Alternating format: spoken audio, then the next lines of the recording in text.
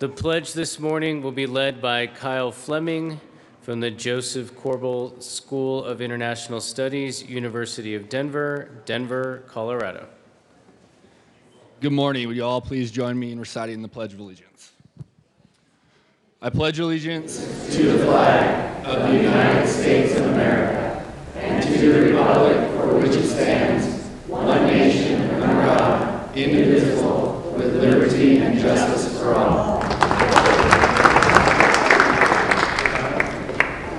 Mr. Kohler, please call the roll.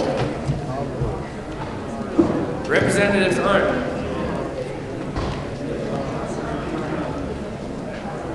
Representative Arndt. Excused. Becker J.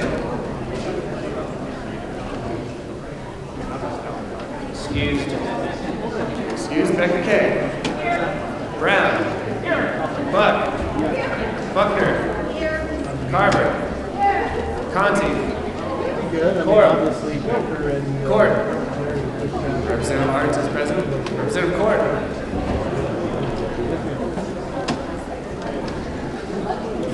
Excused. Danielson. Del Grosso. Yep. Dorr. Duran. Excused. Court is present. Esgard. Everett. Representative Everett. Excused. Fields. Foot. Representative Foot. Foot excused. Present. There he is. Garnett. Janal. Hamner. Humphrey. Joshi. Kagan. Representative Kagan. Kagan excused. Klingenschmidt. Krafthar. Landgraf. Lawrence. Lepsock. Representative Lepsock. Lepsock excused. Lee. Leonard. Lundin. Lundin. Representative Lundin. Lundin excused. Ken. Melton.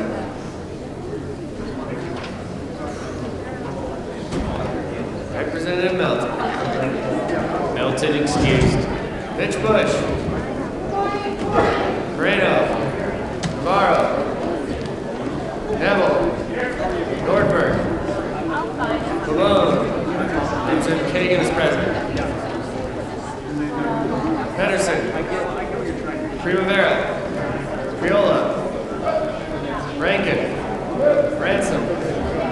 Rosenthal. Rupé. Ryden. Zane. Salazar. Sias. Singer. Thurlow. Tyler. Van Winkle. Behill. Willett. Williams. Wilson. Windholz. Winter. Wist. Young. Madam Speaker, excused. Speaker, excused.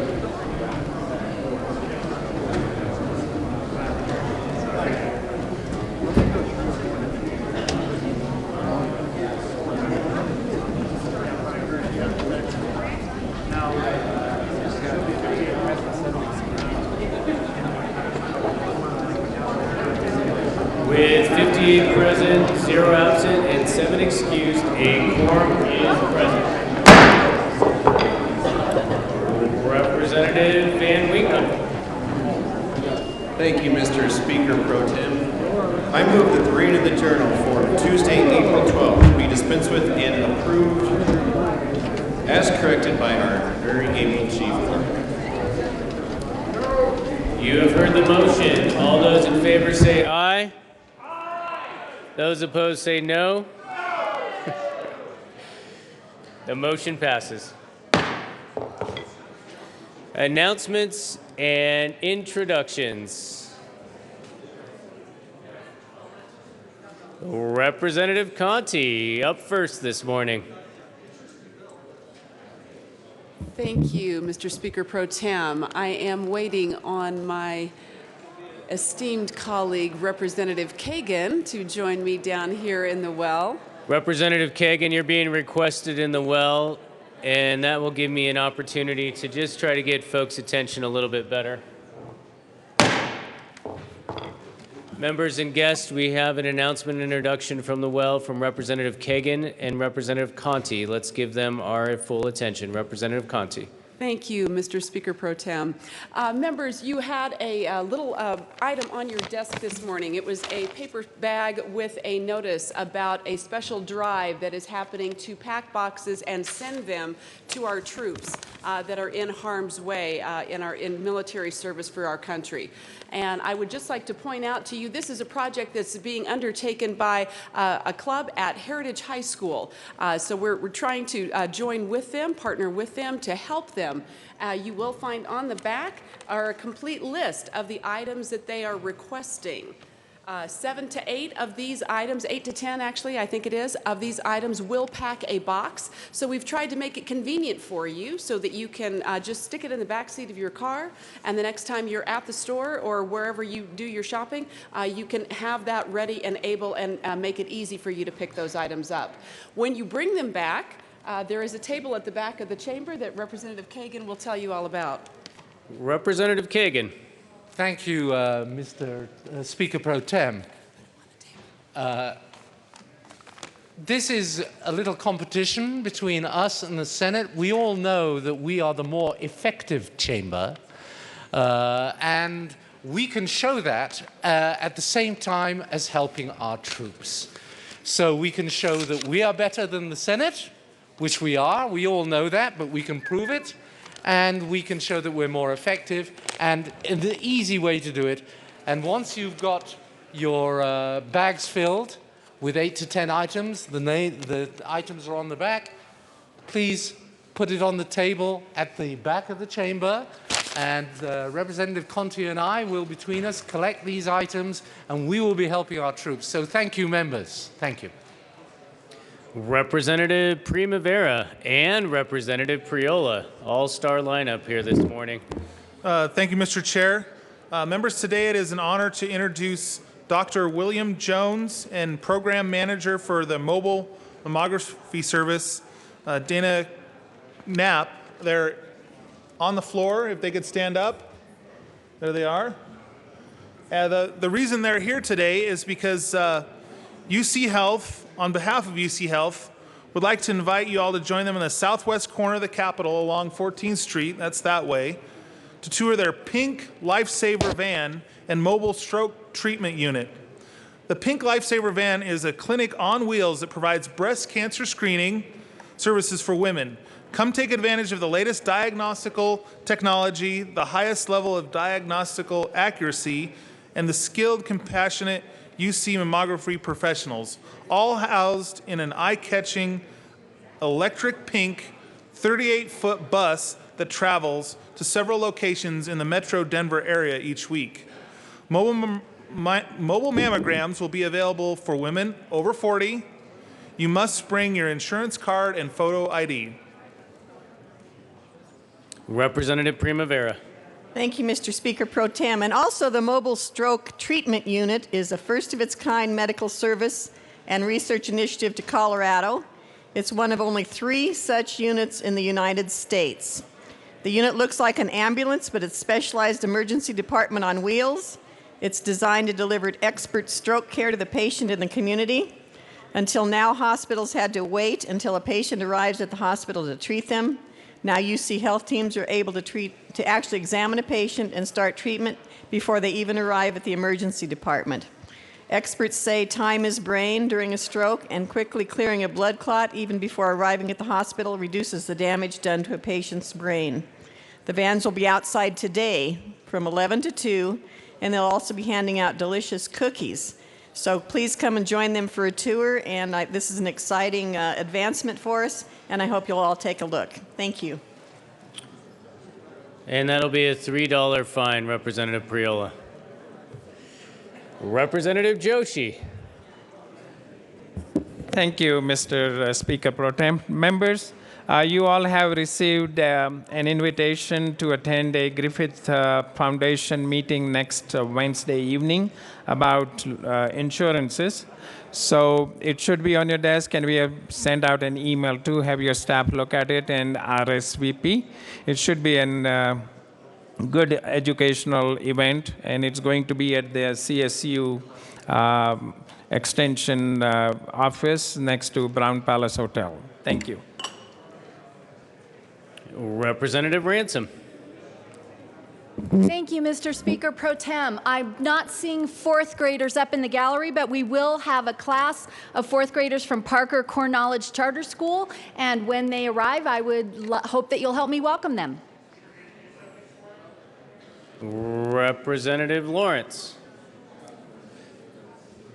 Thank you, Mr. Speaker Pro Tem. Well, members, for any of you who stopped through the West foyer early this morning, you had a chance to talk about golf and turf and the impact that golf has on the economy of Colorado. And I would just like to thank some of the organizations that are here today. We have the Colorado Golf Association, Rocky Mountain chapter of the GCSAA, Colorado Women's Golf Association, Club Managers Association of America, and PGA Colorado section. So I would just like to recognize these organizations and members thank them for being here today. Welcome all of our golfers and golf aficionados. This is the weather and this is the time. Is there any other announcements or introductions from the body for the body? Going once, going twice, seeing none. Mr. Assistant Majority Leader. Thank you, Mr. Speaker Pro Tem. I move we proceed out of order for consideration of general order, second reading of bills. You have heard the motion. The Speaker does have one announcement. Speaker Pro Tem does have one announcement, two announcements actually.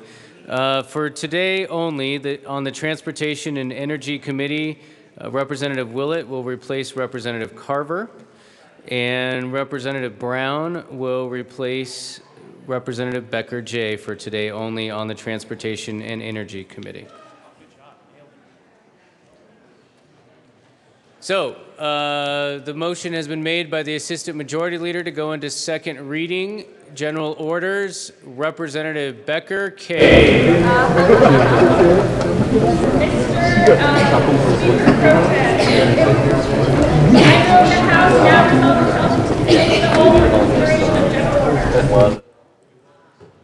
You have heard the motion. Seeing no objection, the House will now resolve itself into the Committee of the Whole for consideration of general orders. Representative Becker K will take the chair.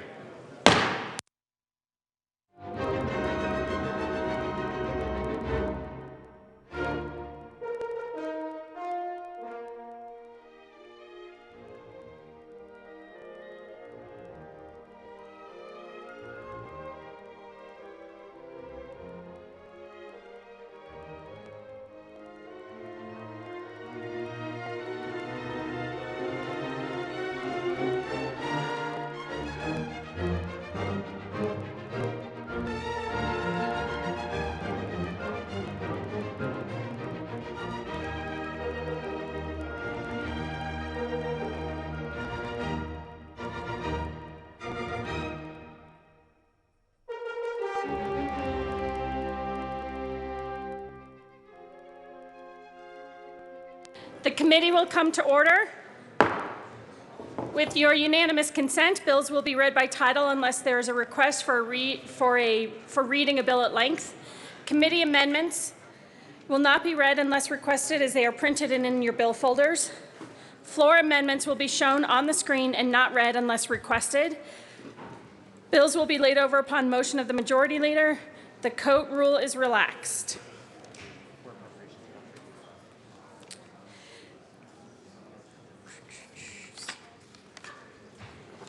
Mr. Kohler, please read the title to House Bill 1318. House Bill 1318, Representative Wist, all Senator Newell, concerning the regulation of charitable solicitations by the Secretary of State in connection with modifying and clarifying filing requirements and enforcement of the Colorado Charitable Solicitations Act. Representative Wist. Thank you, Madam Chair. I move House Bill 1318 and the Appropriations Committee report. To the Appropriations Committee report. Thank you, Madam Chair. There is a minor fiscal impact. It is cash funds of at least $5,000. This passed unanimously out of the Judiciary Committee, and ask you for an aye vote on the bill. Is there any further discussion on the Appropriations Committee report? Seeing none, the question before us is the adoption of the Appropriations Committee report. Those in favor say aye. Aye. Opposed say no. The Appropriations Committee report passes. Representative Wist. Thank you, Madam Chair. Members, House Bill 1318 corrects some vague and conflicting portions of the Colorado Charitable Solicitations Act. As you all know, this is a statute that protects charities and the public by providing accountability and preventing charitable fraud, and by placing certain reporting and registration requirements on charities, paid solicitors, and professional fundraising consultants. What this bill is doing is aligning and clarifying annual registration, renewal, and financial reporting requirements. This is a bill that's strongly supported by the Secretary of State's office, also has the support of our nonprofit and charitable community, and I urge an aye vote on House Bill 1318. Is there any further discussion on House Bill 1318? Seeing none, the question before us is the adoption of House Bill 1318. All those in favor say aye. Opposed say no. The ayes have it. House Bill 1318 is passed. Mr. Kohler, please read the title to House Bill 1217. House Bill 1217, Representative Wright and also Senator Carroll, concerning the implementation of certain recommendations set forth in 2013 study of comparable HOA information and resource centers prepared by the Colorado Division of Real Estate pursuant to House Bill 131134. Representative Wrighton. Thank you, Madam Chair. I move House Bill 1217, and there is no committee report. To the bill. Thank you, Madam Chair. Members, how many of you live in an HOA? Yes, how many want to see them go away? How many are happy with their HOA? So you're either happy or you're really unhappy, it seems. And members, as you know, we've been working on HOA issues for quite a few years here at the Capitol, ever since the 1970s. And what House Bill 1217 does is it follows the recommendations of a study that we had the HOA Information Office do a couple of years ago, where they looked at HOA offices around the country to see what best practices might be that we could adopt. What they have come up with was a list of recommendations, and so this bill addresses that study and those recommendations. And primarily what it does is adds to the resources that the HOA Information Office can make available to homeowners, HOA boards, and associations. And among those are referral lists for mediators, arbitrators, and election monitors. These are some of the biggest issues that we hear from the homeowners themselves. In fact, this office receives over 7,000 phone calls a year, and you can imagine that most of those are not praising their HOA. They are complaining about their HOA. So we feel that by providing these resources to folks, they will be able to help solve some of their problems in a more expeditious manner. It also provides some flexibility in how the fees are structured for the HOAs to keep the office going, and the office only can collect enough to pay for its operations. So with that, members, I urge an aye vote on House Bill 1217. Representative Neville. Thank you, Madam Chair. And members, I was a no in committee on this just because I don't like the fact that instead of having a flat fee per unit, now this bill creates basically they can create any fee structure that they want up to, I think, a maximum of $50. There's no requirement that it's based on workload or anything. It's just kind of completely up to the department to create the fees how they see fit. So for that reason, I was a no vote. Representative Wrighton. Thank you, Madam Chair. And to answer Representative Neville's question, first of all, it is not a flat fee per unit now. That is what we would be giving the flexibility to be able to go to. And secondly, they would still be under the requirement of not charging any more than what it costs to run the office. And right now, that fee is around $27 per HOA. And this would give them the option of changing that to a per unit fee. And at the rate we are right now, it's probably 25 cents a unit or something like that. It would be very minimal, but it would even the cost among small HOAs and the larger HOAs. Is there any further discussion on House Bill 1217? Seeing none, the question before us is the passage of House Bill 1217. All those in favor say aye. Aye. Opposed say no. The ayes have it. House Bill 1217 is passed. Mr. Kohler, please read the title to House Bill 1368. House Bill 1368 by Representative Tyler concerning the codification and current practice for the management of records of governmental agencies. Representative Tyler. Thank you, Madam Chair. I move House Bill 1368, and there is no committee report. To the bill. Thank you, Madam Chair. This is a pretty straightforward bill. It's brought by DPA, actually, regarding the archives. And they're trying to lay the groundwork for what they do in the future with digital archives and figure out the best way to handle all of those. So that's in the bill. That's part of the bill. And there's some clarification and reorder of the statute. Pretty straightforward. I'd ask for a yes vote. Is there any further discussion on House Bill 1368? Representative Humphrey. Thank you, Madam Chair. And, I appreciate the efforts to modernize and update, but I do have concerns about removing the Attorney General from the process, which may have not been a major role, but I think that may have been there for a reason to begin with, and I was wondering if you could address that, Representative Tyler. Representative Tyler.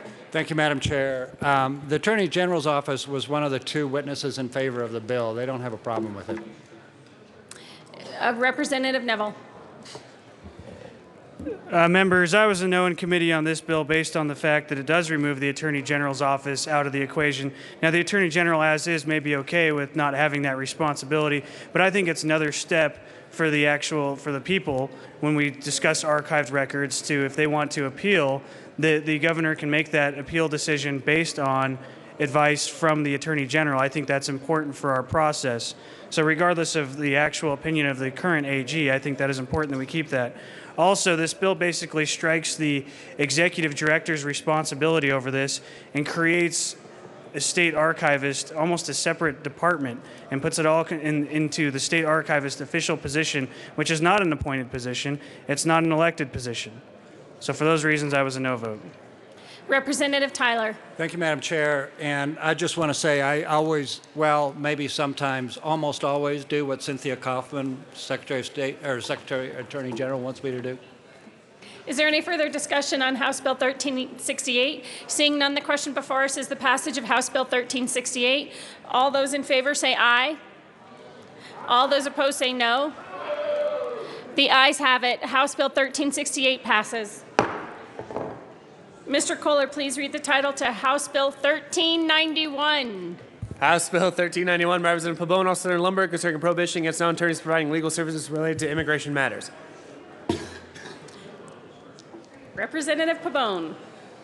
Thank you, Madam Chair. Madam Chair, I move House Bill 1391, and there is no committee report. To the bill.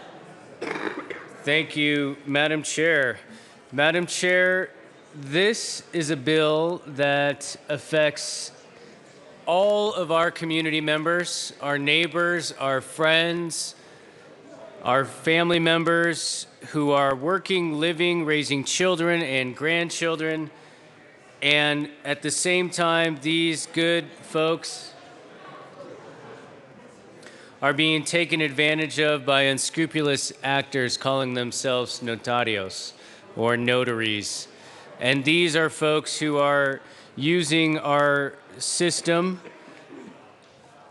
to fraud, defraud, to engage in the worst of the worst, promising false hope, offering places in line that don't exist.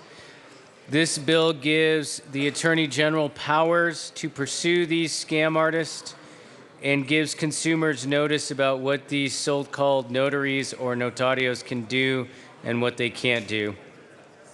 There were several organizations supporting this bill in committee: the Colorado Bar Association, the Colorado Hispanic Bar Association, the Attorney General's Office, the ACLU, Colorado Immigration Rights Coalition, and many others, and I would ask for an aye vote. Is there any further discussion on House Bill 1391? Representative Brown, come on down.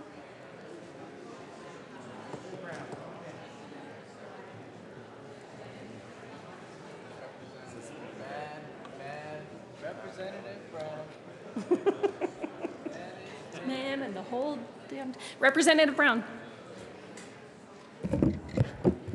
Thank you, Madam Chair. And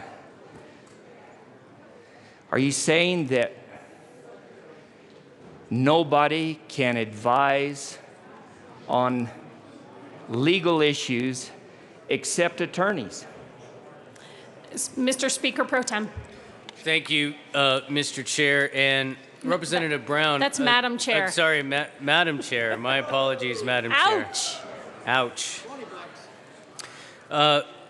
Madam Chair, Representative Brown, if you look at page 3, lines 22 through 24, we made a special exception so that you don't have to be an attorney to advise on these matters so long as you're authorized under federal law, acting through a charitable organization or otherwise to represent others in immigration matters. And we know that there are specific programs like the H-2A program that many of our constituencies all across the state use to find workers when workers can't be found.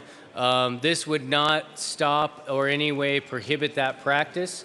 What we want to prohibit is those who are not authorized to do this, have no understanding of the implications of their advice, and are essentially giving legal advice to folks who are trying to find work here, work visas, applications, and then being denied not just once, but twice, and forever being banned from the industry. And so this stops that practice, and that's why folks, again, like the Colorado Bar Association, the Attorney General, are supportive of this bill to stop that practice from happening.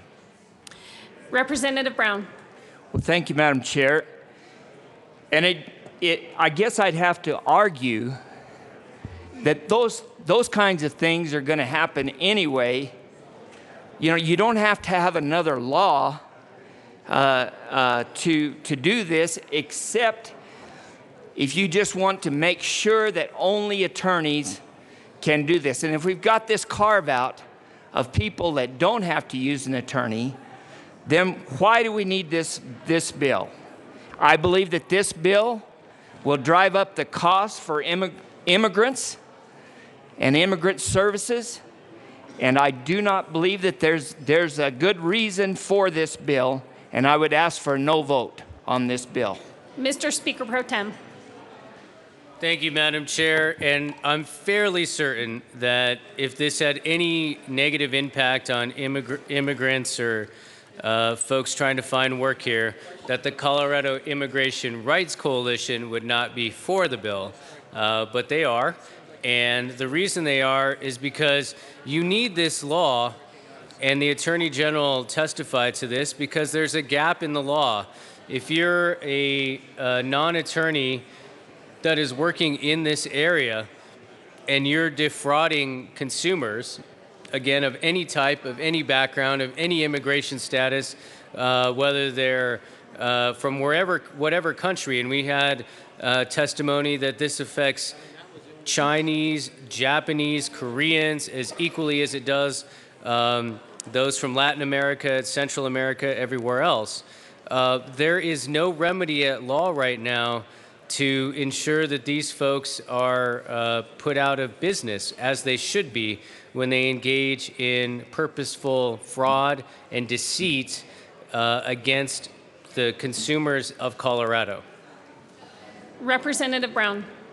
Thank you, Madam Chair. And I would say to that, if we've got these people that are defrauding these poor people, then let's punish those people. Why do we have to carve out that the only people that can advise these people are attorneys, unless, of course, you're an attorney and you need the work? I can understand that. But let's punish those people that are using the system and hurting these people rather than passing this bill. Thank you. Representative Salazar. Thank you, Madam Chair. Representative Brown, that's exactly what this bill does. This doesn't just funnel people over to attorneys. We actually had people come to committee who are not attorneys, who are certified by the federal government, to help out these individuals. They're not attorneys. They're certified by the federal government. That's what this bill helps with. It takes away those fraudulent actors, those bad actors, from preying on communities. That's what this bill does. I don't know what the argument is against it. This bill is necessary, and it is being supported by the Colorado Immigrant Rights Coalition as well as other immigrant rights groups. I don't know what the situation is. I rise in strong support of House Bill 1391. Mr. Speaker Pro Tem. Thank you, Madam Chair. And just one final comment. Representative Del Grosso said, well, what's the remedy right now? Can't there be a cease and desist issue that's ordered? And the answer is yes, by the Colorado Supreme Court.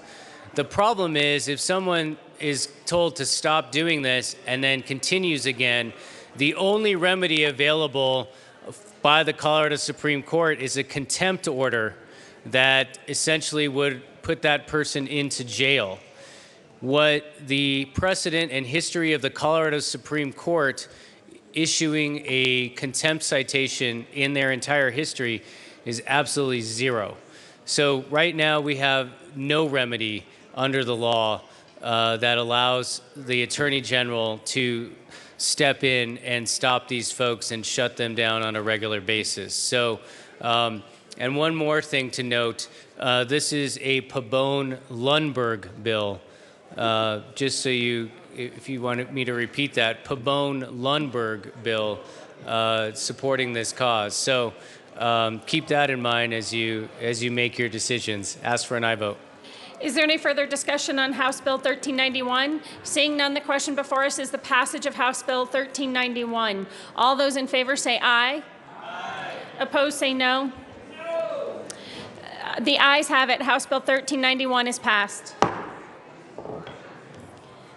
Mr. Kohler, please read the title to Senate Bill 85. Senate Bill 85 by Senator Stemmen, also Representative Willett, concerning the Colorado Uniform Trust Decanting Act. Representative Willett. Thank you, Madam Speaker. Madam Chair. I move SB 16085. To the bill. Thank you. Members, this is a Uniform Commission on Laws bill. It's gone through the Senate unanimously, no opposition, no votes, went through judiciary the same way. Basically decanting, it's a funny name. You might think of a wine decanter, and what it does is it takes irrevocable trusts and puts them in a different legal holder that modernizes things, because some of the really old irrevocable trusts just don't work in today's modern society. So this was studied by all the national experts on probate and trust law, and I urge an aye vote. Is there any further discussion on Senate Bill 85? Seeing none, the question before us is the passage of Senate Bill 85. All those in favor say aye. Aye. Those opposed say no. Senate Bill 85 passes.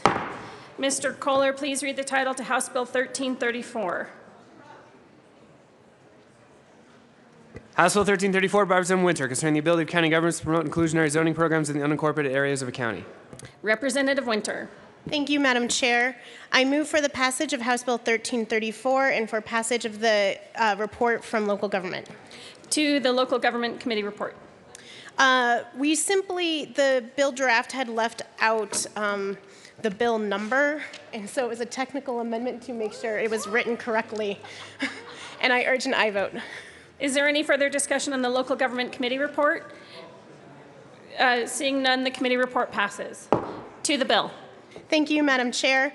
Members, I urge your support of House Bill 1334.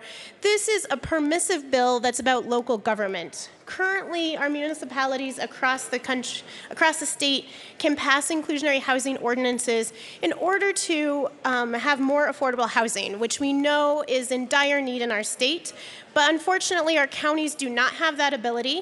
So this bill would simply give the counties that ability, give them the tool. It's permissive, it's about local government and local control, and I urge yes vote. Is there any further discussion on House Bill 1334? Seeing none, Representative Sane. Thank you, Madam Chair. I'd like to move L002 and ask that it be properly displayed. The amendment is is properly before us. Please proceed. Thank you, Madam Chair. And we had a lot of discussion on this bill in committee. But however, I feel that one of the things that would really help with affordable housing is construction defects reform. This would actually include that in the bill so that we can have notice, and it also has some tort reforms. So if the association makes a claim, does not win, the association will pay for its own and the defendant's attorney's fees, consultant's fees, expert witness fees, and other costs. This is really important because a lot of developers, a lot of folks in construction I've talked to simply won't build affordable housing. They won't build it because they're afraid of being sued. So this is a more organic way, I think, also of actually solving this problem of affordable housing. And this is a more free market approach where we can, I think, include affordable housing in every area without extra FTE that the bill requires. So I appreciate your yes vote on this. Representative Winter. Madam Chair, I do not believe this amendment fits under the title, since the title is about inclusionary housing, and I request a title ruling. The committee will stand in a brief recess to discuss whether the amendment fits under the title. Representatives, please join me on the side.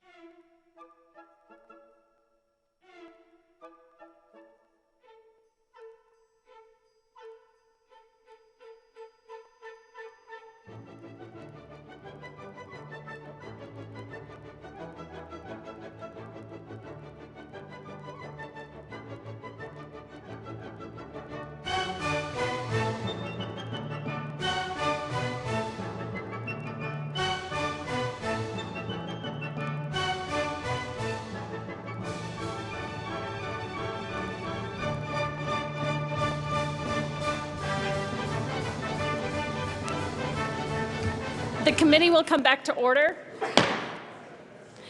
The chair rules that the amendment does not fit under the title. Representative Klingenschmidt. Thank you, Madam Chair. I thought we were all about being inclusive in this chamber in our definitions. And in the spirit of inclusion, I move Amendment L001 and request that it be displayed on the screen. Representative Klingenschmidt, let's not resort to calling people inclusive or not. And the amendment is properly before us. The amendment is on everyone's desk. Please proceed. Thank you, Madam Chair. So the bill title has to do with this new concept that we're coming up with, inclusionary zoning program.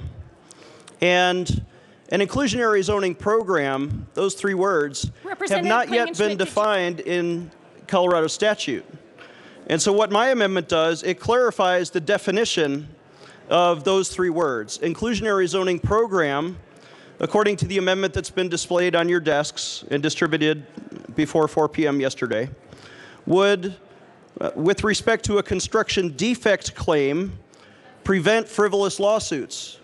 And it's very inclusionary because it allows builders, in this case, who are trying to serve the poor, to build homes for poor people that would allow them easier access to their workplace.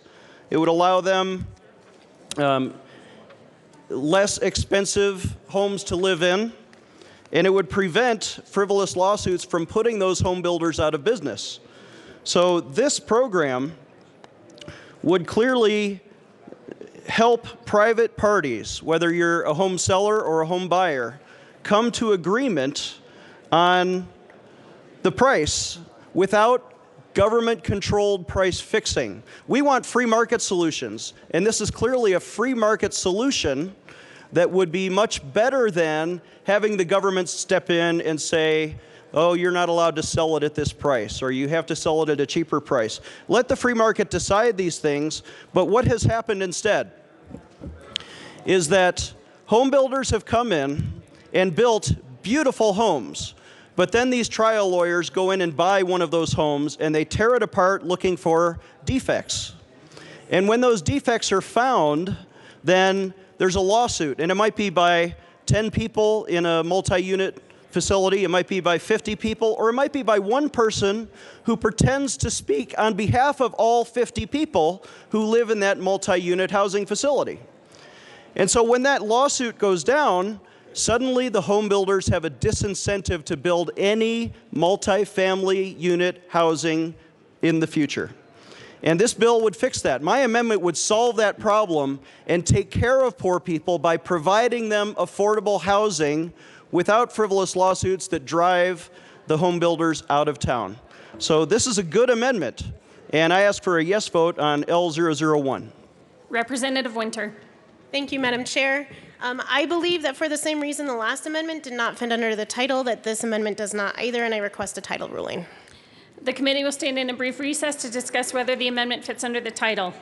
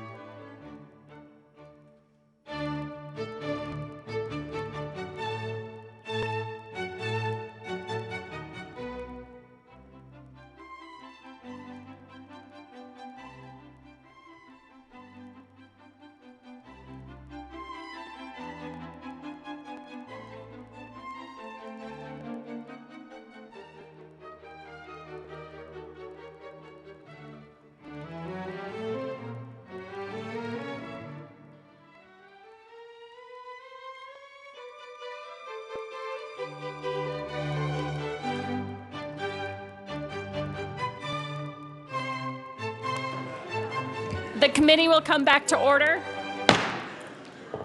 The chair rules that the amendment does not fit under the title. Representative, is there any further discussion on House Bill 1334? Representative Arndt. Thank you, Madam Chair. Members, we heard this in committee, and I just want to really reiterate the fact that I think the discussion about affordable housing is external to the meat of the bill, which simply allows counties to have the same right that cities have to allow, if they so choose, the power to consider inclusionary zoning. That's it. This is a permissive bill for counties to respect what the county commissioners have additional powers based on the will of the voters who elect the county commissioners. They may choose or may not choose to allow this type of zoning. That's it. I urge a strong yes vote. Representative Thurlow. Thank you, Madam Chair, and thank you, members. I would urge a no vote on this bill. What I would suggest to you is that the counties already have the ability, if there's new development in their counties, they have the ability to negotiate with the developer to include inclusionary zoning or not. What this bill does, and I would ask you to look at the fiscal note for the bill. If you look at the fiscal note under local government impact, it says this bill will increase costs and workload in any counties that elects to create inclusionary zoning programs. So what we're doing, if we pass this bill, we don't give them any additional powers, we merely increase their workload. It's another unfunded mandate that we'll be handing down to our counties. I urge a no vote. Representative Winter. Thank you, Madam Chair. In no way is this bill a mandate. This is simply allowing counties to do what cities do now. County attorneys have told county commissioners across our state they do not have this tool, that the legislature needs to give them this tool. It is permissive. It is for those county commissioners to choose to use or not use, to decide the level of staffing they want to use, and they are accountable to their local electorate on whether they use this tool or not. This is permissive, this is about local control, and I urge a yes vote. Is there any further discussion on House Bill 1334? Representative Brown. Thank you, Madam Chair. And I would urge a no vote on this bill. You say it's permissive, and it is for counties. But the bill summary states, and this is in the bill, that counties can encourage or require a given share of housing units in a proposed development to be priced in a way that is affordable for low or moderate income households. So the counties can make it mandatory for a subdivision. I really believe, I was a county commissioner, and I really believe that the counties have this authority, maybe I'm wrong, have this authority under the 1041 powers. And, you know, just requiring affordable housing isn't the answer to affordable housing. The answer to affordable housing is reducing regulations and mandates and those kinds of things and encouraging more housing. And when you have more housing, you will drive the price of housing down, and that's how we're going to get to affordable housing. I would request a no vote on this bill. Thank you. Representative Mitch Bush. Thank you, Madam Chair. I served for 10 years in the Routt County Planning Commission, 9 of those as chair. I also served as a county commissioner. Counties do not currently have this authority. I know this from experience. This simply gives them that authority if they wish to have it. And then it's up to them how to use it. So under local control, we are saying you may do this if you want to. We are not saying you have to. And yes, the county then may require certain things. That is up to the county's local land use authority. Representative Fields. Thank you, Madam Chair. We heard this bill in local government, and we had several commissioners come to our hearing. asking us to pass this legislation because currently they do not have the authority that allows them to consider this as an option. So members, I do urge a yes vote. It's not mandatory. It's all about local control and making sure that commissioners have the options to address this issue in their community. So please vote yes on this bill. Is there any further discussion? Representative Singh. Thank you, Madam Chair. I'm glad you're so excited. Members, a large problem with this bill that I find is right in the middle where it says counties may require developers to set aside a percentage of housing units for affordable housing. Well, there's a little bit of a problem with that because even if this is, if the counties can choose or elect to do this or not, there's a question whether the landowners can choose to do this or not. And even if the landowners choose to do this or not, they may not get the highest and best price for their land when they're selling to the developer. The developer may say, I have to give a certain way, a number of units set aside, which reduces profit, so maybe I won't build here at all. Or maybe I'll offer a reduced price. And doing this will actually reduce affordable housing. It will not help affordable housing. When you constrain the market in this manner, you're not helping the poor, you're hurting the poor. So I would urge a no vote on this bill. I think this bill just simply goes too far. I don't think it'll encourage affordable housing when you put those kind of restraints on the market. We need to really put a real tool in the toolbox, I think, like the amendments we tried to pass earlier. I urge a no vote. Is there any further discussion on House Bill 1334? Representative Windholtz. Thank you, Madam Chair. I'm down here again on behalf of those residents who live in unincorporated parts of your county. Why do you think they go after this in unincorporated areas? Mainly it's because unless you get permission from the county commissioners to protest, you do not have any way to keep the construction going on next door to you. So I urge a no vote on that reason only, that if you live in unincorporated parts of the county, you have no voice. So I urge a no vote. Representative Lebsack. Thank you, Madam Chair, and that is the very point of this bill. If folks in unincorporated areas of counties want a voice and they need housing, this bill gives them that option. It doesn't even mandate it for the county. No mandate for the county. In fact, CCI should be at the Capitol advocating for this bill because it gives counties more authority. This is permissive. This doesn't mandate to the county that they shall do this. This gives the county another tool to respectfully work with developers to make sure that we have enough affordable housing and housing for our unincorporated areas of Colorado. Mr. Assistant Majority Leader.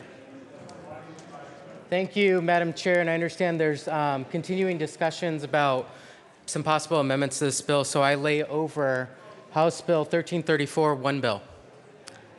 The bill will be laid over one bill as requested by the Assistant Majority Leader. Mr. Kohler, please read the title to House Bill 1367. House Bill 1367, Representatives Hamner and Rankin, also Senators Hodge and Marble, concerning the recategorization of certain counties for the purpose of determining salaries paid to county officers in those counties. Representative Hamner. Thank you, Madam Chair, and thank you, Representative Rankin, for paying such close attention. I move House Bill 1367 and the report from the committee, Local Government. To the Local Government Committee report. Thank you, Madam Chair. The Local Government Committee accepted an amendment that moved 2 counties in their placement on the schedule, and I ask for a yes vote on the committee report. Is there any discussion on the Local Government Committee report? Seeing none, the question before us is the passage of the Local Government Committee report. All those in favor say aye. Aye. Opposed say no. The committee report passes. To the bill, Representative Rankin. Thank you, Madam Chairman. Last year, Representative Hamner and I were proud to sponsor a bill that was brought to us by a committee that had been studying county salaries for several years. This issue goes back, if you're on local government, you know it, that the state sets salaries for elected officials at the county level. So we finally have this really interesting solution where the counties actually control their own salary destiny. And the way we did that, what the bill last year created 4 categories, so they are subcategories. The counties are in a certain category based on their size, population, and this bill created subcategories. The bill allowed the counties to choose the subcategory that they would be in. If they stayed in Category A, automatically, they would get 30% raises for elected officials upon re-election. But they could also choose one of 4 categories, including 0. So what this bill does is acknowledge the county's desire to be in one of those subcategories. And if you look at the bill, if you're interested in your county, look at the bill, find your county, and see whether or not your counties chose to take the 30% increase or some lesser increase upon re-election. So that's what this does. And we will see a bill like this probably in other years to true up what the county's desires are relative to their salaries. Is there any further discussion on House Bill 1367? Seeing none, the question before us is the passage of House Bill 1367. All those in favor say aye. Aye. Opposed say no. The ayes have it. House Bill 1367 is passed. Mr. Kohler, please read the title to House Bill 1334. House Bill 1334, Representative Winter, concerning the ability of county governments to promote inclusionary zoning programs in the unincorporated areas of a county. Representative Winter. Thank you, Madam Chair. I move for the passage of House Bill 1334. Representative Klingenschmidt. Thank you, Madam Chair. I move Amendment L003 and request to be displayed on the screen. The amendment is properly displayed. Please proceed. Thank you, Madam Chair. So, if you'll notice, this amendment is significantly different than previous amendments that were ruled not under the title, because we have included now, especially on lines 25 and 26, the specific phrases that are a part of this new inclusionary zoning program that pertain to zoning. So now this is a zoning amendment, because it clearly says on lines 25 and 26 that we're going to talk about these good faith estimates, and those estimates have to include the costs of zoning the development in an inclusionary manner. And also, at the end of the last paragraph D, you see in lines 37 and 38 that you have to have a majority of the board vote, provided that the development was zoned in an inclusionary manner. So now this amendment is clearly about zoning. And I think that overcomes the chair's earlier objection. And I ask for a yes vote on Amendment L003. Representative Winter. Thank you, Madam Chair. Apparently, third time is a charm. I think this is the same amendment, newly packaged, that still doesn't fit under the title, and I request a title ruling. The committee will stand in a brief recess to discuss whether the amendment fits under the title.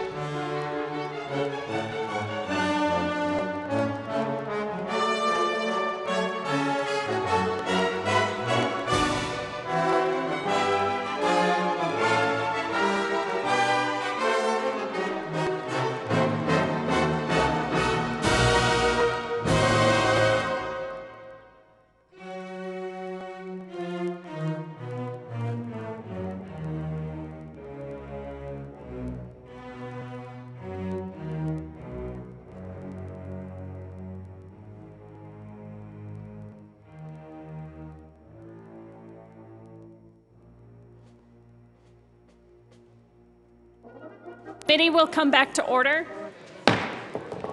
The chair rules that the amendment does not fit under the title. To the bill. Is there any further discussion, Representative Thurlow? Thank you, Madam Chair. Just one more time, I'd like to go over the issue of permissive and prescriptive and not rigid. The bill certainly is permissive as far as the county's choice. They don't have to do this. But what I'm saying is it gives the counties very rigid and very non-permissive ways to force a development into doing something that he doesn't want to do. And my premise is that that will be bad for affordable housing over time rather than good. You won't allow the market to function the way it's supposed to function. And I would just ask you to look at the bill. In the description, it talks about requires a given number of housing units in a proposed development to be priced in a way that is affordable. That is totally against the market. On page 2, it talks about this bill intends to give county governments the fullest degree of legal authorization possible to create these inclusionary zones. That goes against the market. The bill, it says, will be construed as liberally as possible to promote the policy objectives specified in this subsection. That's not what we should be doing, is forcing policy objectives on our counties. And then it also talks about requiring a development to set aside a certain percentage of units. So once again, I propose to you that counties can do this just through negotiation. They now do not have the ability to require developers to do inclusionary zoning, but they could certainly negotiate with them to include low-income housing in their developments if they wanted to. And that is the proper way to let the market work and to hopefully get us to a goal of providing affordable housing, if that's what that county needs and what the developer thinks they can provide. I urge a no vote. Is there any further discussion on House Bill 1334? Seeing none, Representative Brown. Thank you, Madam Chair. And I just would ask that you really consider this bill seriously. It gives more power to counties. It takes power and incentive away from property owners and developers that really want to provide housing for unincorporated areas and counties. It is really anti-business and anti-housing, and I ask for a no vote on this bill. Thank you. Is there any further discussion? Representative Mitch Bush. Thank you, Madam Chair. I would note that cities, municipalities already have this power. Counties do not. This gives a permissive approach to these issues. Is there any further discussion on House Bill 1334? Seeing none, the question before us. A division has been requested. All those in the chamber not entitled to vote, please be seated.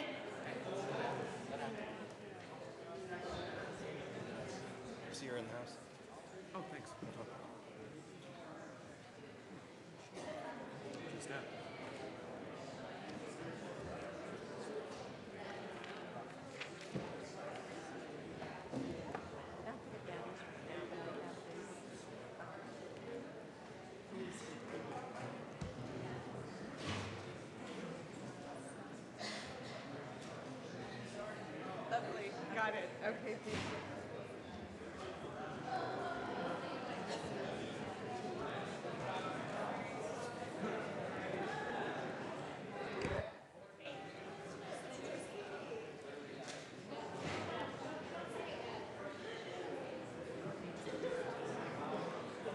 How are y'all doing today?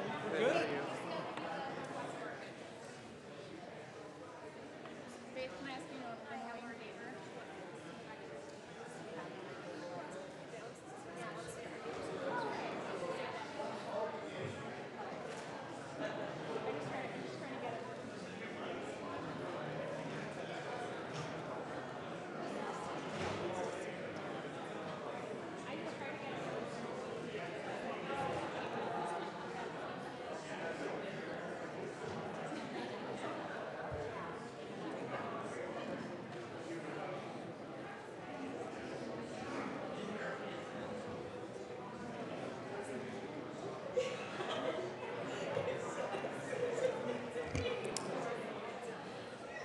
All those in the chamber not entitled to vote, please be seated.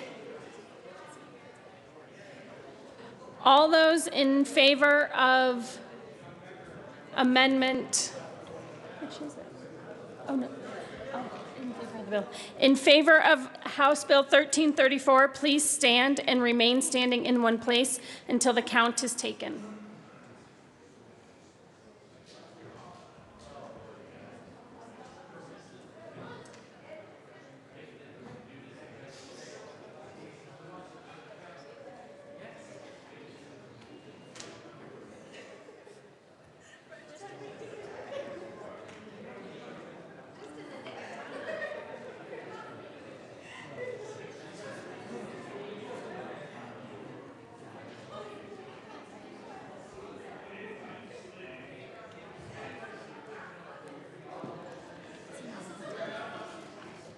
You may be seated. All those opposed, please stand and remain standing in one place until the count is taken.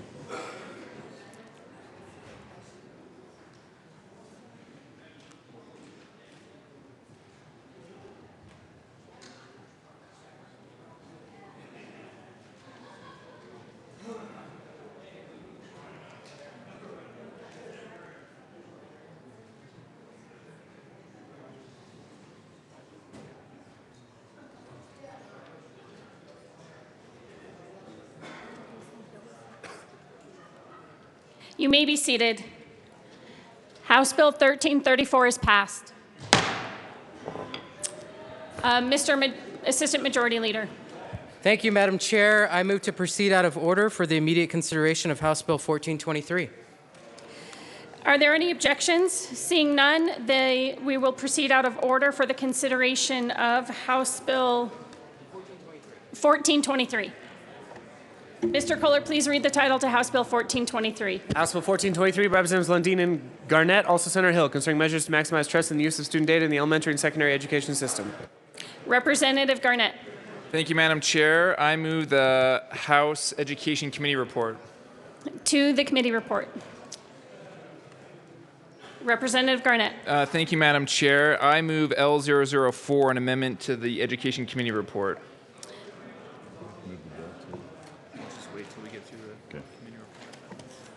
The amendment is properly displayed. Please proceed. Representative Lundin. Thank you, Madam Chair. This amendment is a technical amendment. It makes clear that the requirement in protecting this data is data that has been held by, not necessarily just created by. So it is technical, and it further affirms the intention of the bill. I would ask for your support. Is there any further discussion on the Education Committee, on the amendment?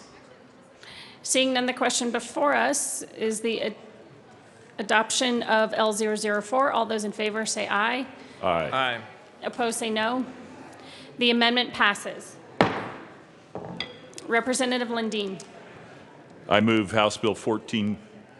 Just urge an aye vote on the committee report. We still have to pass the committee report. Representative Correct. Lundin. I urge an aye vote on the committee report. Thank you. Is there any further discussion on the Education Committee report? Seeing none, the question before us is the passage of the Education Committee report. All those in favor say aye. Aye. Opposed say no. The Education Committee report passes.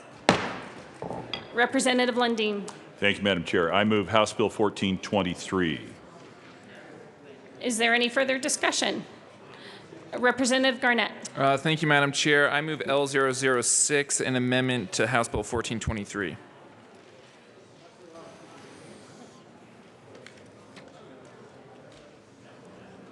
The amendment is properly displayed. Please proceed.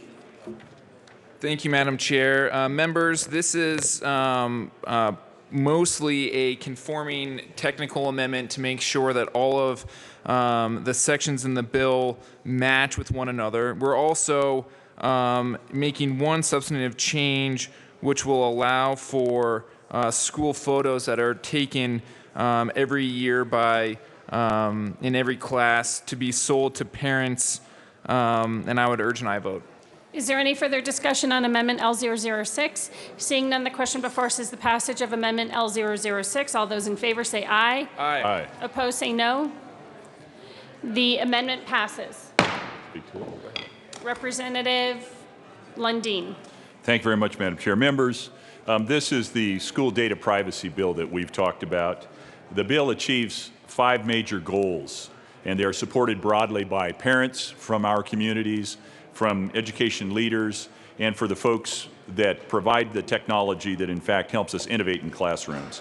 This bill is designed to restore trust with parents and our communities. It is designed to protect the students who are increasingly defined by the trail of digital information that they create as they move through life and as they move through their education. It will help districts and education providers continue to innovate in an environment where they are less at risk of claims that they are failing to protect student data by mapping out a pathway that they may use effectively to protect student data. It will guide researchers who are seeking to understand how our education system serves us well and has challenges yet to be resolved. And it provides an understandable playing field for the technology vendors that are becoming increasingly important in education. This is a good bill. It protects students. It allows for innovation. It helps us move education forward, and I would urge your support. Representative Garnett. Thank you, Madam Chair. And members, I want to first thank Representative Lundin. I think the bill that is before you, House Bill 1423, is an example of what we can do in this chamber when we come together in a bipartisan fashion with the same goal. We've been working on this bill for months, and what we've done is we have, in my opinion, drafted a bill that's the strongest in the country. We have shut down a loophole that most states have passed, I think, in my opinion, unknowingly. And so when you read the definition of personally identifiable information, I would argue that what we're doing is we're making sure that when these vendors collect aggregate data from our students in the classroom, and they're able to finally piece it together with the complicated algorithms that make them successful, and they can finally identify which student that aggregate data collected individually is applied to. Right now, currently, that is PII, and that's not governed by FERPA, the federal law that protects student data, and that's not covered by any state law. So I would argue that we're passing one of the strongest bills that will protect students far and wide. It's built a framework that we can be proud of. It's built in transparency. It recognizes the strengths that data is bringing to the classroom while at the same time making sure that data can't be collected and then sold in the future when our kids come of age, and I would urge an aye vote. Is there any further discussion on House Bill? Representative Lebsack. Thank you, Madam Chair. And members, this is one of the better bills of the session. In an era of creating new databases, in an era where our citizens are concerned about personal privacy, this bill protects our citizens. And I want to thank the representatives for bringing it. Is there any further discussion on House Bill 1423? Seeing none, Representative Lundin. Thank you very much. At the risk of sounding like a mutual admiration society, I do want to call out that Representative Garnett and I have formed a unique partnership that I believe has been very effective, and I want to thank Representative Garnett for his hard work, his policy mind on this particular bill. Is there further discussion on House Bill 1423? Seeing Mr. Speaker Pro Tem. Thank you, Madam Chair. And if you will go ahead and start displaying, I have 5 amendments to this bill. I'm just kidding. I do want to thank Representative Garnett and Representative Lundin for picking up the torch on this very important issue. Data privacy has become an extremely important issue in not just Colorado, but all across the country. And this is more than data privacy. This is student data privacy, an important effort that we need to protect. And so while we tried last session to bring something forward, we couldn't quite get there, but Representative Lundin and Representative Garnett really picked up the ball and took this to the next phase. So we hope that the Senate will be as kind and hope to get this bill passed into law. But want to thank both the sponsors for their hard work on this bill. Is the love fest still okay? Representative Garnett. Thank you, Madam Chair. And I do want to recognize the hard work that Representative Pabon put into the data privacy bill from last year. This is a multi-session effort. I'm proud to have his support on this bill, and I want to thank him for all the work that he put in. So thank you, Representative Pabon. Is there any further discussion on House Bill 1423? Seeing none, the question before us is the passage of House Bill 23. All those in favor say aye. Aye. Opposed say no. House Bill 1423 passes. Oh, great time.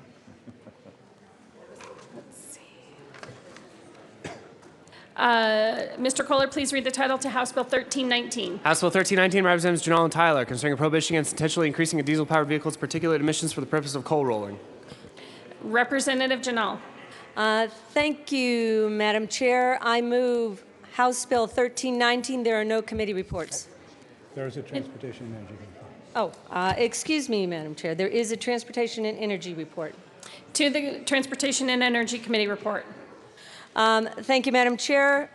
The Transportation and Committee report was to change a few things about wording about visual exhibition of smoke instead of the word rolling coal, and also to discuss the type of vehicle that was affected, and that is light-duty diesel vehicles, which are less than 14,000 pounds.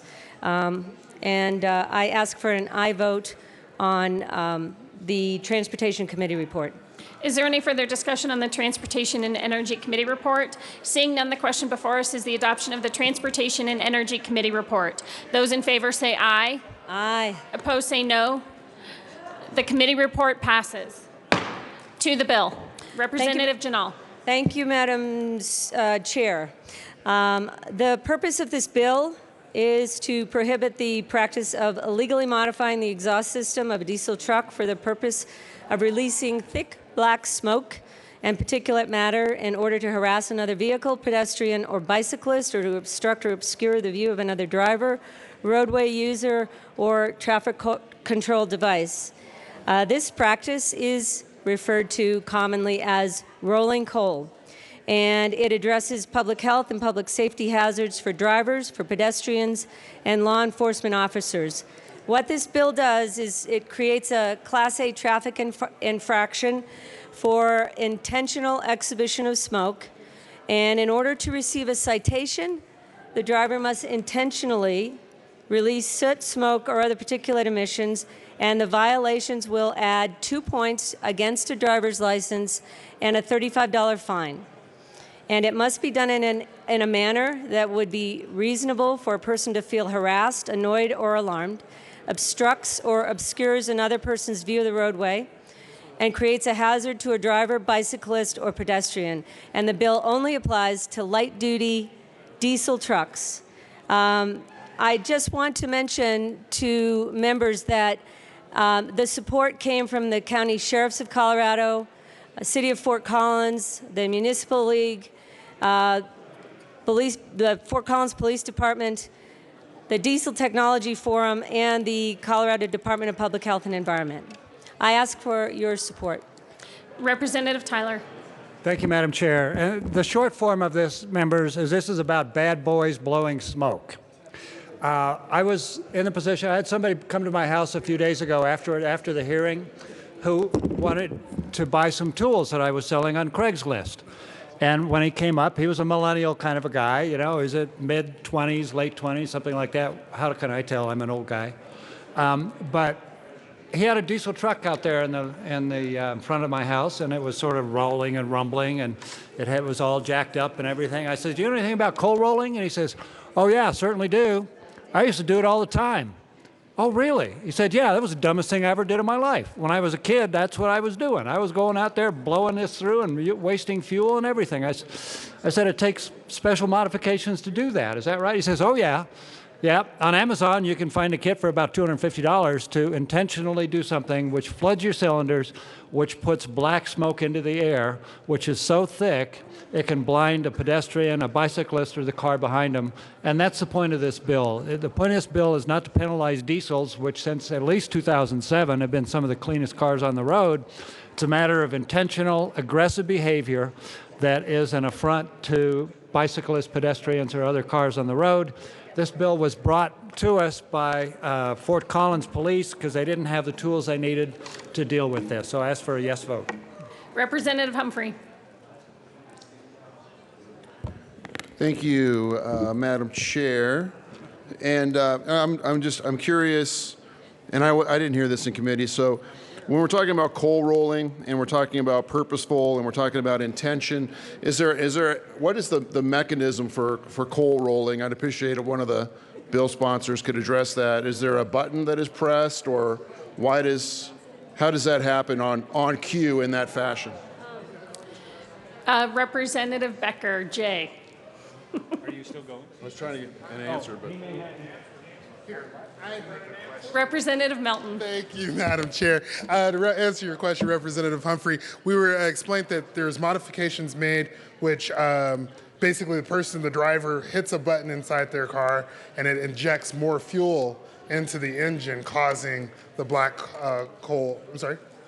more fuel into the engine, allowing the black smoke to come out. So it is completely controllable. We even saw video in committee where the vehicle wasn't spewing out any smoke. The driver was able to control how much smoke comes out when he wanted it to come out. Representative Humphrey.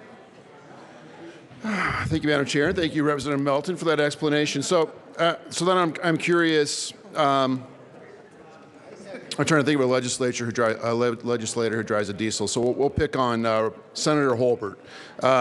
He drives a turbo diesel. So let's say maybe actually let's go with this. Let's say that for part-time work he's taking a job with a school district and he's driving a bus, a diesel bus, and he takes off and he puffs up a big cloud of smoke. Is that prosecutable for that cloud of smoke? Because that could have made somebody feel harassed, annoyed, or alarmed, and that could be, I guess not a microaggression, but a diesel aggression, carbon aggression, something like that. Representative Tyler. Thank you, Madam Chair. The clear answer to that is no. These are light-duty vehicles, 14,000 pounds. So if you've got an if Senator Holbert has an F-350 dually, it would, and if it was less than 7 years old, it wouldn't do this, no matter how hard you tried, unless he made a modification to the intake system. And that video that we saw was real clear. I mean, there were people I don't know where the tapes came from, but you can go online and certainly see them where people say, oh, let's do this. Flip, got it. It's done. There's coal rolling out there. We had a young woman who was a gearhead car person talk about the fact that, yeah, it takes about 5 seconds to set it up and go. So this is intentional behavior. This is not behavior that happens on today's diesels. Representative Becker. Thank you, Madam Chair. Members, I voted against this bill. I'll tell you that I don't like the fact that this bill allows anybody to turn in anybody for this act, or this so-called act that's going on. I'll tell you, I think that it should only be observed by a law enforcement officer, maybe a sheriff's office, like the good sheriff's office of Morgan County. Maybe Sheriff Jim Crone and Under Sheriff Dave Martin over here might have a suggestion on how we handle this bill. Get my attempt in. No, in all seriousness, this bill allows me, if Rep. Tyler is behind me and he believes that I am intentionally doing this, he can turn me in. At that point, we have an issue of he said between what I said. Yeah, GoPros. If he's got a GoPro with him, that might work. But what I'm saying is that this should be observed by a law enforcement officer. This should be something that they take care of, not just people turning people in, because we had something inside of committee. A lady testified and said, as she was getting onto I-25, the diesel pickup in front of her was spraying black smoke. Well, yes, that's what they're going to do when they're accelerating onto I-25. And everybody was nodding their head as that was an example of rolling coal. It is not. That is not what we're talking about. So I think that this bill, to make it better, should actually only be observed by a law enforcement officer, and that should be the only way that it can be enforced. Allowing us to turn each other in on this only causes problems because people do not know how this works and what goes on. So I would ask for a no vote on the bill. Representative Janal. Thank you, Madam Chair. I just want to clarify something. This is already under current statute in law enforcement.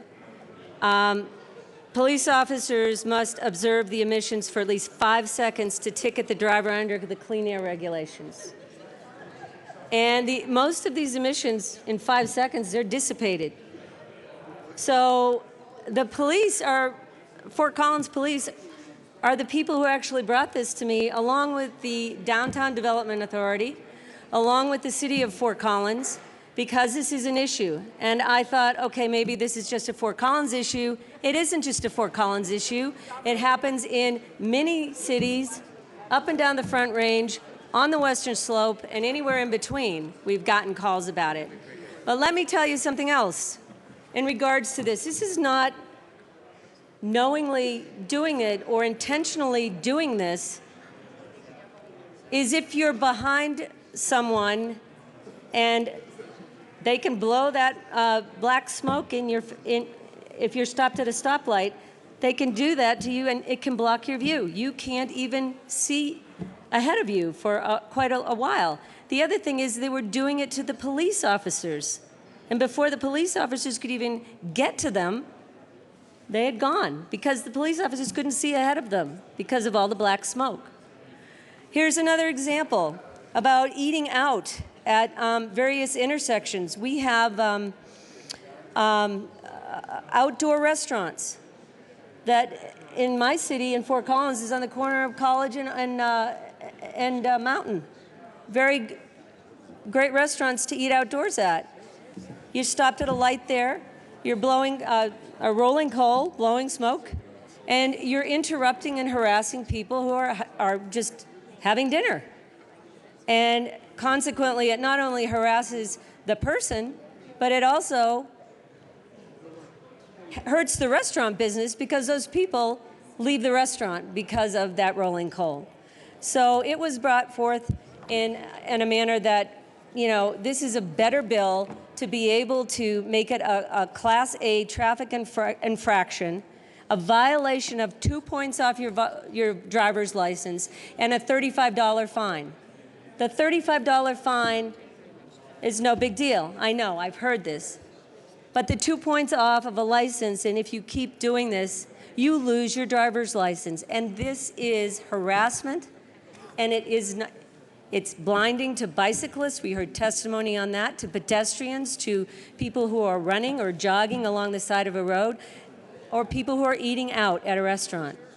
So it's not just on the road. It's to all of those people, and I ask for your support of this bill. Representative Neville. Thank you, Madam Chair and members. I want to point you to page 3, the top of page 3 at this bill, and you'll see that this would cause a reasonable person to feel harassed, annoyed. Really? Annoyed? I mean, I think Representative Nordberg here is a reasonable person, and I guarantee you he was annoyed driving in on the way this morning when, you know, just beyond north of Castle Rock, it was closed down. I'm sure he was annoyed. I was annoyed. I get annoyed all the time on the roads. But now we're legislating, making it a fine and 2 points because someone feels annoyed? This is incredible. I urge a no vote. Representative Willett. Thank you, Madam Chair. Members, I'm an avid cyclist. I think I can say I ride more than anybody in this room. Foot and I are pretty close, but between mountain biking and road riding and gravel grinding, I have been the victim of coal rolling. So you might think I'm going to be up here in support of the bill, but sadly I'm not. So in my district, we have a lot of turbo diesels, a lot of E350s, a lot of coal rollers. But what I have found is 2 years ago this was a problem. And slowly, through education, through bicyclists showing respect, through some confrontation, this problem has gone away. Now, I don't know about Fort Collins and downtown. If that is indeed a problem, that's a matter of local control. They can easily pass a local ordinance to deal with this. So my concern is, every time we have a little fad, we can't jump and write a state law on the latest fad. Look how big those red books are getting back there. There used to be 7 volumes when I worked for my dad in 1975. So, as a fellow cyclist, as a victim of this stupidness, I don't think we need a state law. This can be handled on a local matter, and I think this fad will fade as most do. Representative Humphrey.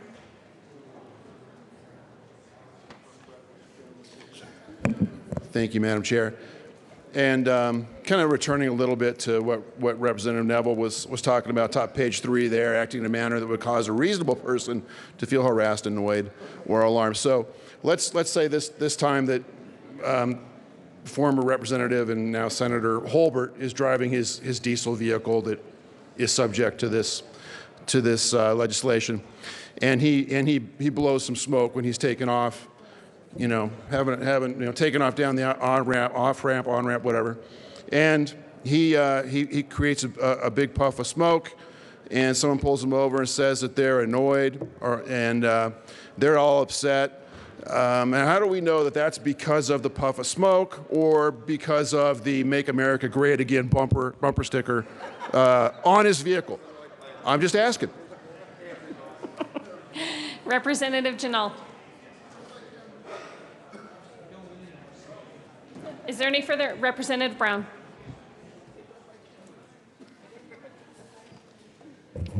Thank you, Madam Chair. And, I've driven diesel vehicles, diesel pickups mostly, all of my life. And there's sometimes when you're trying to get around the car, for safety reasons, you have to really get on that vehicle. You're going to blow some black smoke. And we don't want to vilify this. This is just a safety thing. And I don't see how you can tell the difference. Anybody that does it purposely to a bicyclist or someone who's walking down the road or jogging, man, I am totally against that. But we cannot legislate everything. And I'm afraid that folks that aren't doing it purposely or to be annoying would be hurt because of this. And so I would ask for no vote on this bill. Is there any further discussion on House Bill 1319? Mr. Minority Leader.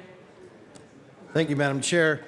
And Representative Janal, and maybe it was set up here and I missed it, why can't law enforcement prosecute now using the current harassment statutes? Because I would think if I drove by you and threw paint on you or something else like that, that they would be able to come after me and prosecute me with the current harassment statute. So I guess I'm trying to figure out why this would be different than if I threw a water balloon on you, a shake, a paint, or something like that, how this would be different. Representative Janal. Thank you, Madam Chair, and thank you, Mr. Minority Leader. The current statute says that the emissions have to be observed for 5 seconds in order to ticket. And the law enforcement vehicles some of them aren't even observing it. This black smoke lasts for more than 5 seconds. It even blocks the view of the police officers. That's one of the major reasons. And what this does is it allows for the intentional release of this black smoke. It lasts for more than 5 seconds. Is there any further discussion on House Bill 1319? Seeing none, the question before us is the passage of House Bill 1319. All those in favor say aye. Aye. Opposed say no. House Bill 1319 passes. Mr. Kohler, please read the title to House Bill 1397. House Bill 1397, Representative Ryden, also Senator Hodge, concerning the completion of the Fitzsimmons State Veterans Community Living Center to provide a continuum of residential care options. Mr. Assistant Majority Leader. Thank you, Madam Chair. I move to lay over House Bill 1397 to the end of the calendar. Is there any objection to the motion? Seeing none, the bill will be laid over till the end of the calendar. Mr. Kohler, please read the title to House Bill 1078. House Bill 1078 by Representative Kagan concerning the establishment of whistleblower protection for public employees not employed by the state. Representative Kagan.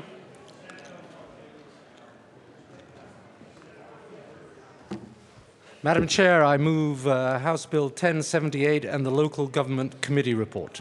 To the committee report.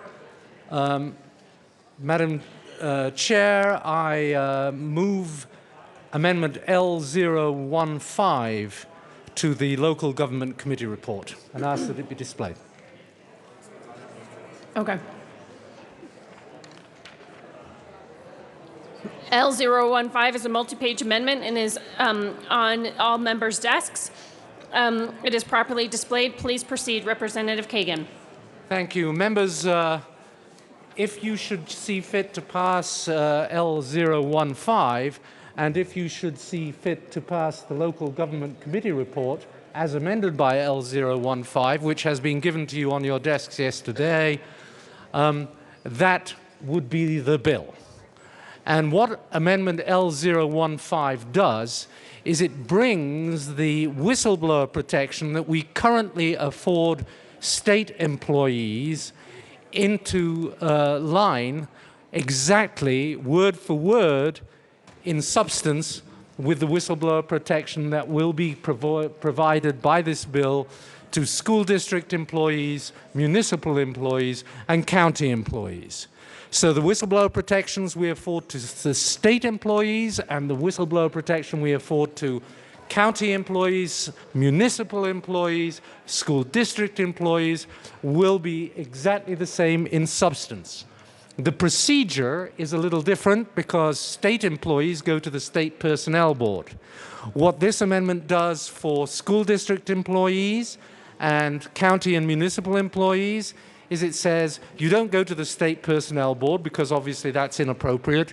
You go to either an administrative law judge, if both sides agree that it should go to an administrative law judge, or if one side, either plaintiff or defendant, wants to go directly to district court, they can go directly to district court.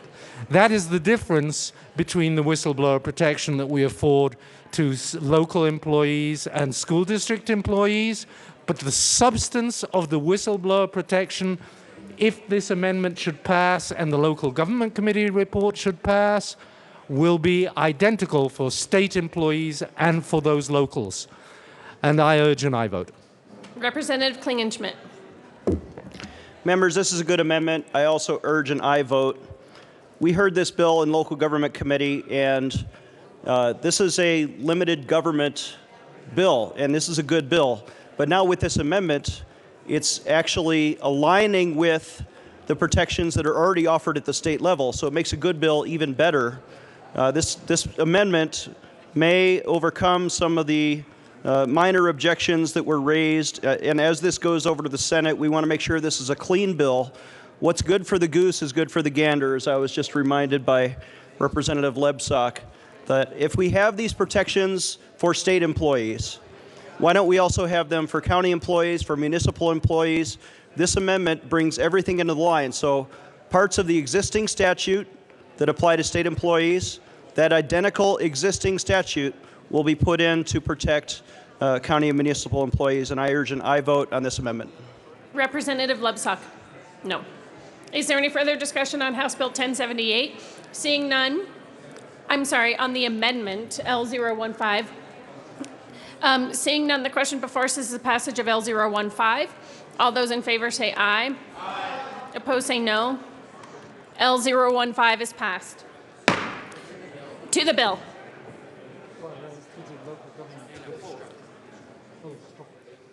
Representative Kagan.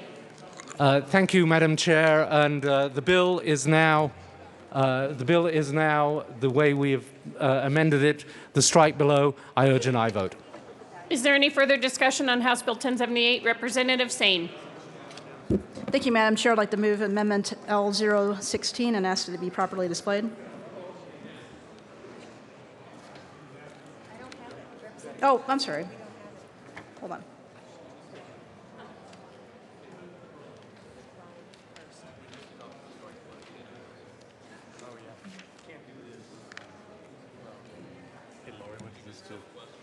This- Unsatisfactory or below standard. Dominic.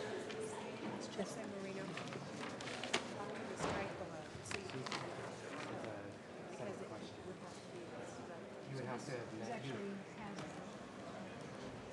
You would have had to amend the strike.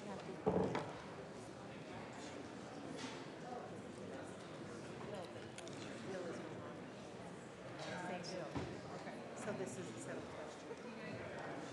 Okay. All right. I withdraw my Representative amendment.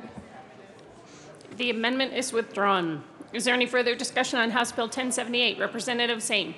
Thank you, Madam Chair. We had a question come up in committee about having this whistleblower protection surrounding unsatisfactory or below standard performance evaluations. And I did tell the bill sponsor that if this amendment were to have gotten into the bill, I would have been a yes vote, because there's too many stories of somebody having a bad performance evaluation and then doing a whistleblower incident. So I believe that we should have our school districts free to make sure that they can have proper performance evaluations without fear of threat. This would actually make this a true performance evaluation rather than having people be in fear that, they're going to be retaliated against. I would urge a no vote on this bill.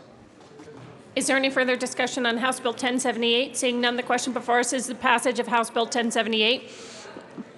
All those in favor say aye. Aye. Opposed say no. House Bill 1078 passes. Mr. Kohler, please read the title to House Bill 1329. House Bill 1329 by Representative Lee concerning laws governing limited liability companies codified in Article 80 of Title 7 of the Colorado Revised Statutes. Representative Lee.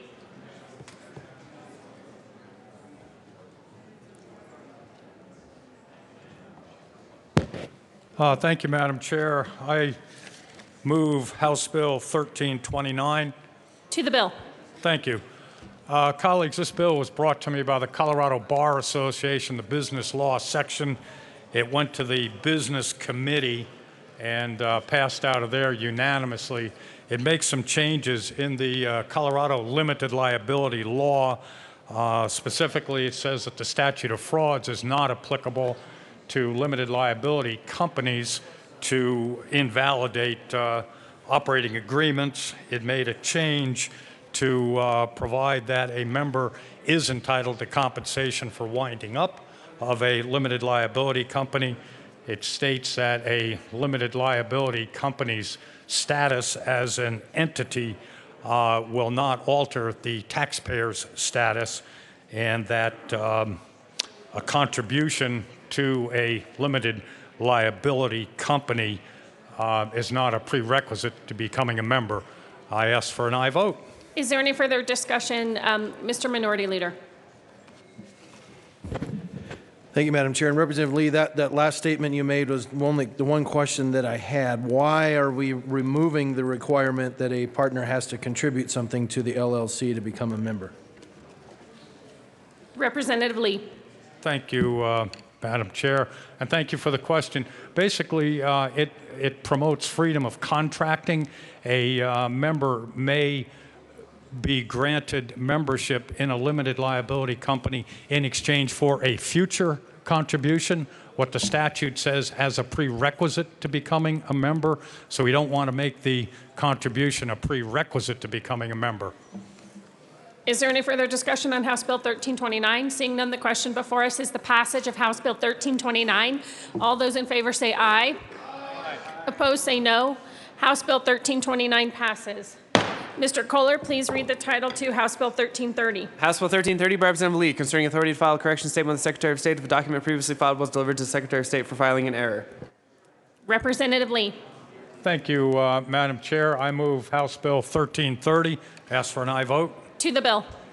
House Bill 1330 also came to me from the business section of the Colorado Bar Association and the Secretary of State's office to make a clarification to the law to conform to existing practice of the Secretary of State.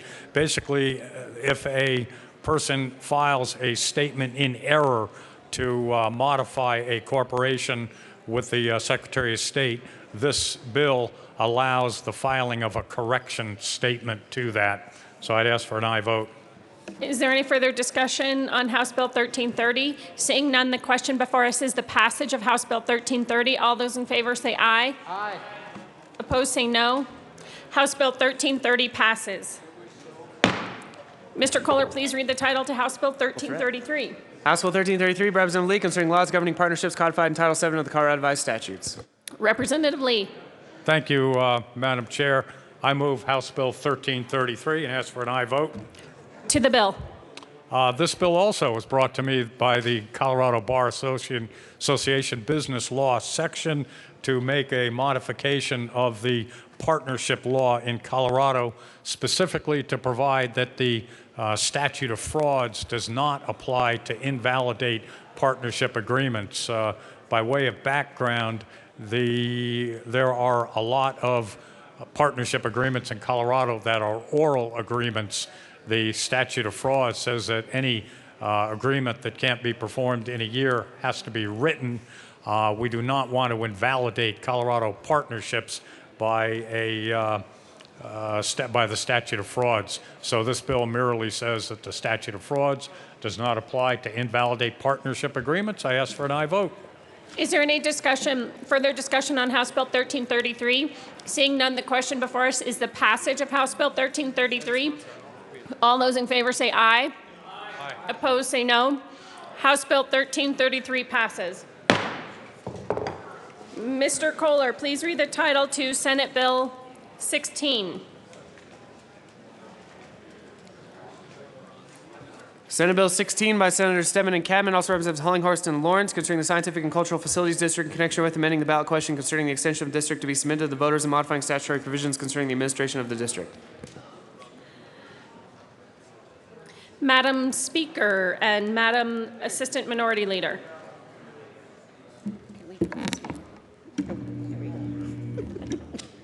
Thank you, Madam Chair. I move Senate Bill 16. To the bill. Madam Speaker. Thank you, Madam Chair. And this bill relates to the Science and Cultural Facilities District, which represents a nationally acclaimed voter-supported funding model for the arts, for culture, and for science.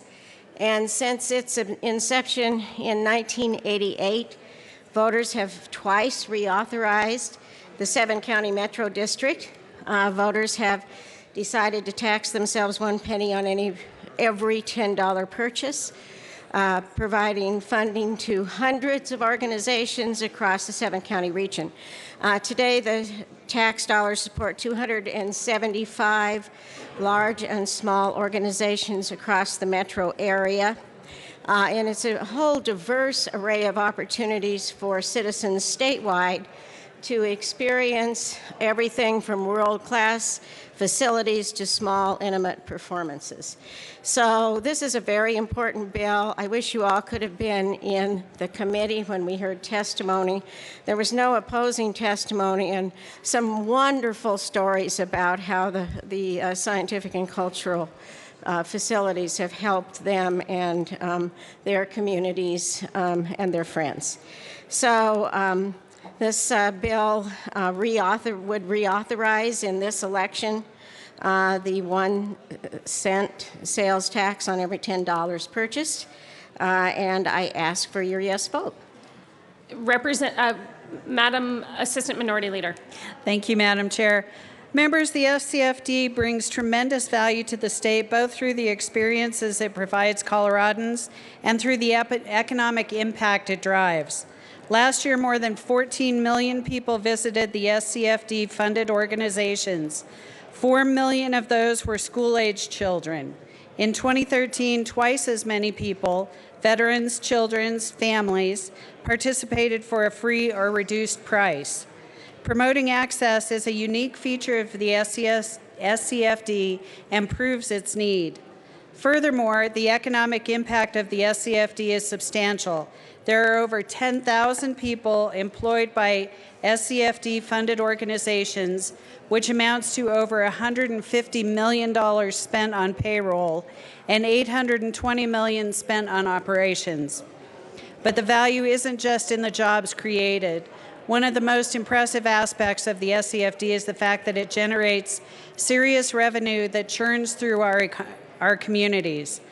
For the $55 million invested by the taxpayers last year, the ripple effect grew to $1.85 billion in economic activity. And just to a point that the speaker brought up, we heard some great testimony from people who run Tier 3 organizations, from kids who attended. In fact, we heard from one young man who is autistic, and until he attended one event at the Children's Museum, he was not speaking until he went to an art class at the museum. He read his testimony and he did an exceptional job. That's just one example of the kind of impact these programs can have. And I would ask for an aye vote on this bill. Representative Neville. Thank you, Madam Chair. I move L004 and ask for it to be displayed.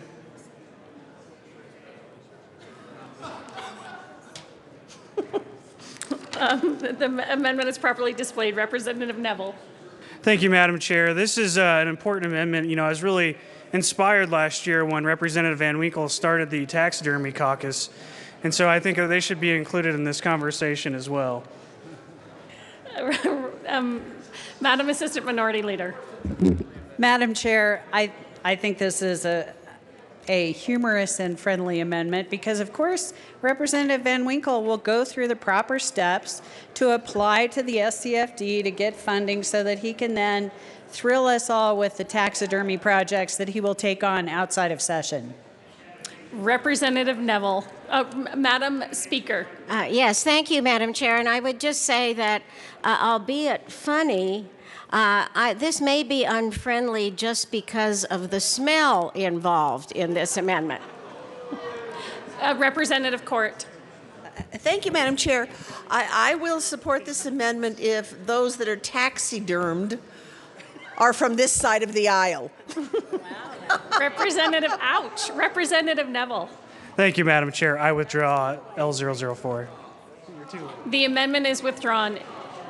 Let's see. Representative Court.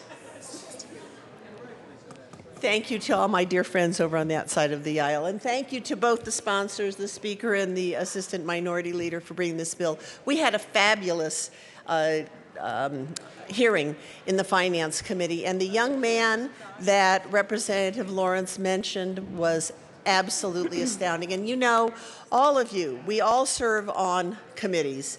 And the decorum we demand in committees is no demonstrations, no clapping, no noise, no anything.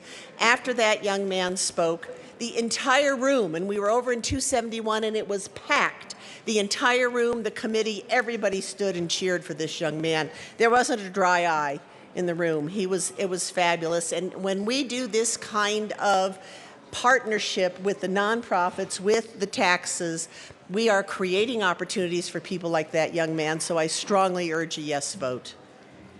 Representative Fields. Thank you, Madam Chair, and I rise in strong support of this Senate Bill 16 and want to thank the House sponsors for presenting and sponsoring this bill. When I think about the SCFD organization, there's three main organizations in Aurora that receive funding, and that would be the Fox Theater, that would be the Vintage Theater, and then also DAVA. DAVA is a program that's in Aurora that helps students, so that they provide after-school programs for kids that need to have a safe place to learn and be creative. So when I think about this bill, if you look at the number of bipartisan support on this bill, it's just amazing to see the collaborative effort that has rallied together to support this bill. This program it's a model. I mean, there's no other states that I'm aware of that's doing what we're doing in the state of Colorado as it relates to providing funding for nonprofits. And when you think about like Cleo Parker Robinson and some of those cultural activities, they're getting benefits from that, from this program. So I urge strong support, and I really appreciate the collaboration of this bill. Thank you. Is there any further discussion on Senate Bill 16? Seeing none, the question before us is the passage of Senate Bill 16. All those in favor say aye. Aye. Opposed say no. Senate Bill 16 is passed. Mr. Kohler, please read the title. Mr. Assistant Majority Leader. Thank you, Madam Chair. At the sponsor's request, and not without irony, I move to lay over House Bill 1373 to Wednesday, April 20th, 420. Is there any debate on moving the bill to 420? Seeing none, the motion is passed. The bill will be laid over as requested by the Assistant Majority Leader. I think we're done. Mr. Kohler, please read the title to House Bill 1397. House Bill 1397 by Representative Wrighton, also Senator Hodge, concerning the completion of the Fitzsimmons State Veterans Community Living Center to provide a continuum of residential care options. Representative Wrighton. Thank you, Madam Chair. I move House Bill 1397, and I do have an amendment to the committee report. To the State Veterans and Military Affairs Committee report. Thank you, Madam Chair, and I move Amendment L007 to the committee report.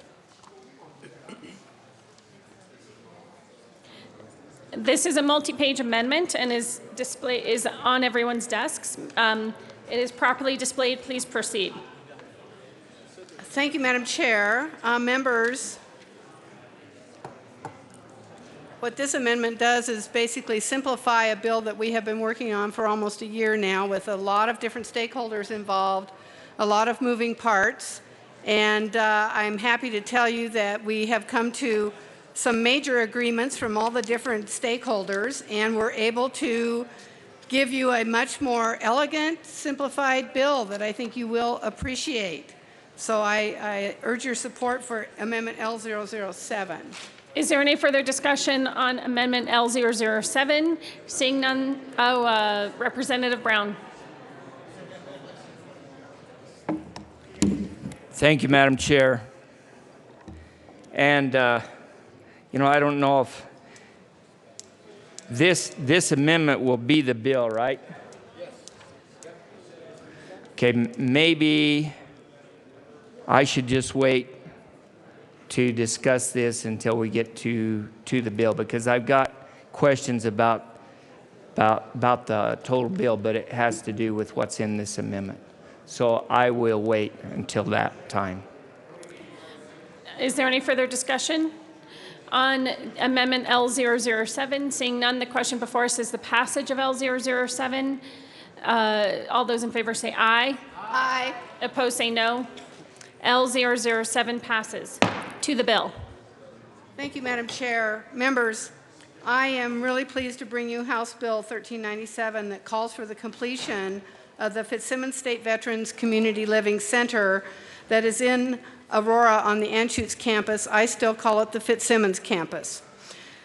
I'll be brief, but I just want to let you know that 15 years ago, approximately, we built the Fitzsimmons State Veterans Nursing Home. It was the result of having land deeded over to the state from the Army after they closed the Fitzsimmons Army Hospital campus. And part of the agreement in receiving that land was to build out a complete full-service community for our veterans. This whole community was supposed to include assisted living, transitional housing, homeless housing, and support services for our veterans who may not need a skilled nursing home. But we have gotten the nursing home built. It was built in about 2002, 2003, and it was a good start. And the folks there are just so happy to be there. It's strictly for veterans and for their qualified family members It's a 185-bed skilled nursing facility. But we didn't get the rest of it completed yet. One of the main problems was running into financing issues that involved a 35% match on the part of the state, and over the last few years we have just not felt we had the money. Plus, we had 2 recessions in the meantime. We've elected 2 governors. We have completely turned over the legislature, and so it had sort of languished, I guess you could say, until I have been meeting on the advisory committee for the Fitzsimmons Nursing Home, and some of the veterans there have been working on this project for over 20 years, and they were just wanting to see it completed, and they had been so patient, and sadly we lost 2 of the members off that committee this past year. They passed away without seeing the completion of this project. So I sort of made it my personal mission to get this project going again, and I just am very pleased to tell you that we've had a lot of folks involved and that this actually can happen when we pass this bill. So what the bill does is it directs the Department of Human Services to plan and design and develop the remaining 10 acres of the site, and it directs them to work with any and all stakeholders that need to be involved, and especially members of the United Veterans Committee, who have always been deeply involved in this project. So we've written the bill so that it can be as flexible as possible in terms of financing tools, looking at public-private partnerships, and even, long-term leasing possibilities. And like I said, I've served on the Fitzsimmons Nursing Home Advisory Committee for 3 years, and I've seen the hard work and dedication that our veterans have done to try to make this project a reality. And I sincerely believe that our veterans should not have to keep fighting for the benefits that they have earned. And so, members, I urge your support for House Bill 1397. Representative Landgraf.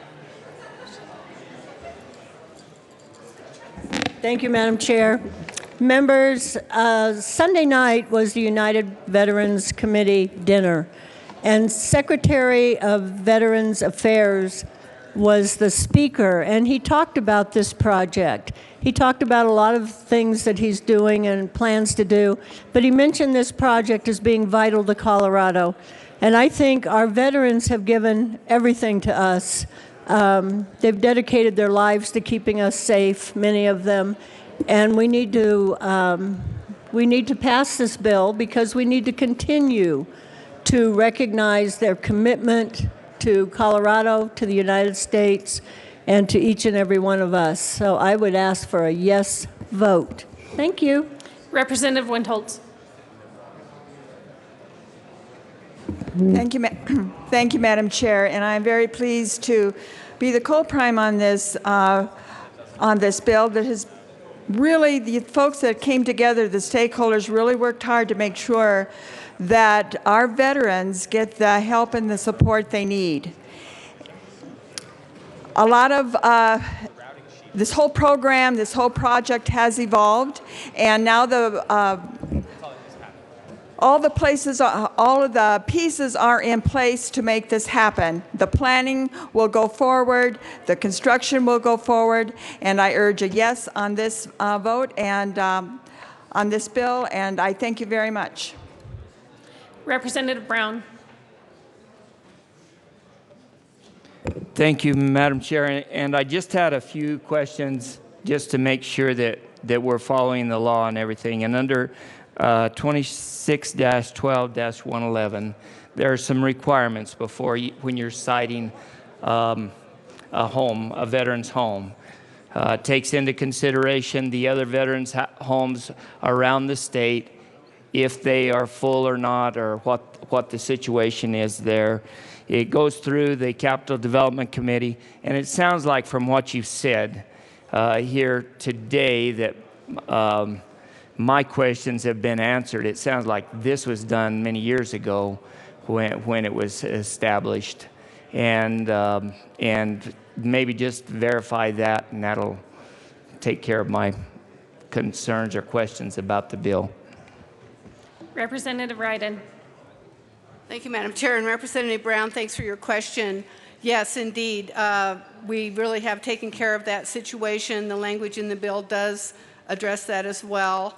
And there was concern at one time that there might be competition from the Fitzsimmons State Veterans Nursing Home. Has not turned out to be so. So that really has not been an issue. Representative Leonard. Thank you, Madam Chair. I rise in support of this bill, and I would like to give you an explanation on these. This strike below does cut out a lot of language that was too detailed in order to have a good development here. This opens up the door for a good public-private partnership so it can be built faster, better, cheaper, operated by the state department, but yet maybe designed and constructed in with the ability of a lot of people's input inside there. The bill also, as Representative Brown addressed, it does remove a deadline that's now over 11 years old. And it also had some occupancy issues that were imposed upon it that are now, as Representative Ryden said, are now have been addressed or no longer necessary. So this is a good bill, and I would urge its support. Thank you. Representative Fields. Thank you, Madam Chair. Members, I believe that a promise made should be a promise kept. This is a good bill, and I urge your support. I've had the opportunity to visit this facility, and it's a wonderful place for veterans when they don't have another place to live or to have someone care for them. They provide excellent services and special care for our disabled veterans, and we should follow through on our commitments made to veterans. I think that's the least we can do for their courage and for their commitment to our nation. So please vote yes on this bill. Representative Landgraf. Thank you, Madam Chair.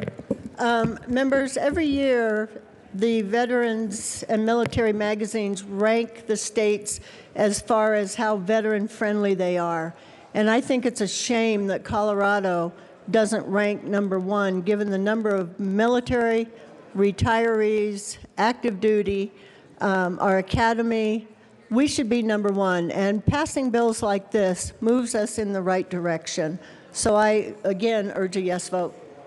Is there any further discussion on House Bill 1397? Seeing none, the question before us is the passage of House Bill 1397. All those in favor say aye. Aye. Opposed say no. House Bill 1397 passes. Mr. Assistant Majority Leader. Thank you, Madam Chair. I move the committee rise and report. Seeing no objection, the committee will rise and report.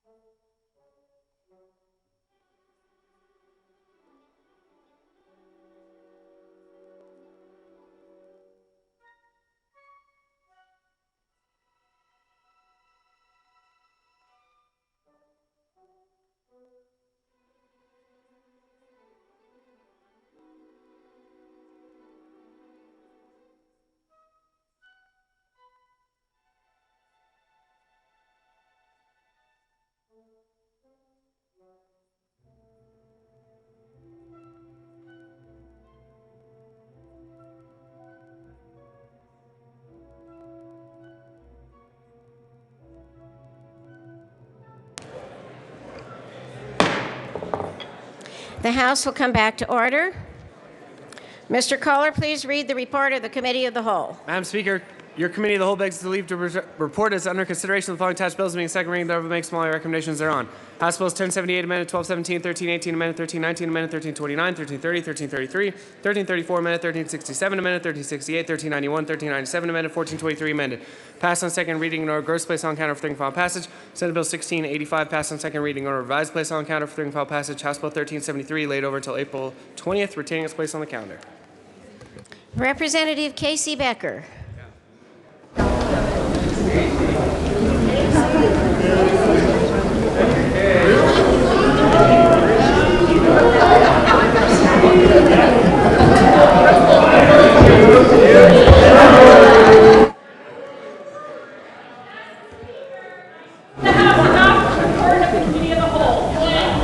You lost something in your purse, so I forgive you for that.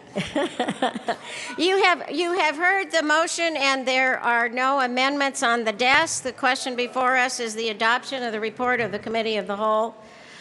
Mr. Kohler, please open the machine and members proceed to vote.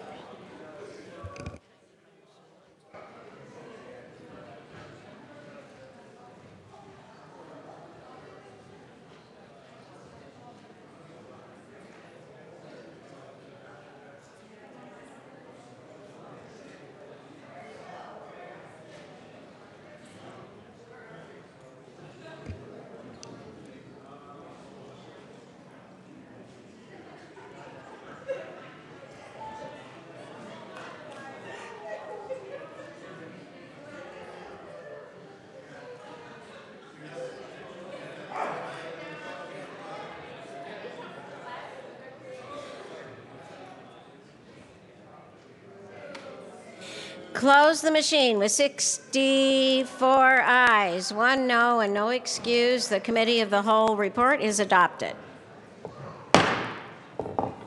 Announcements and introductions. Representative Young. Thank you, Madam Speaker, and members of Appropriations and those with bills waiting in Appropriations.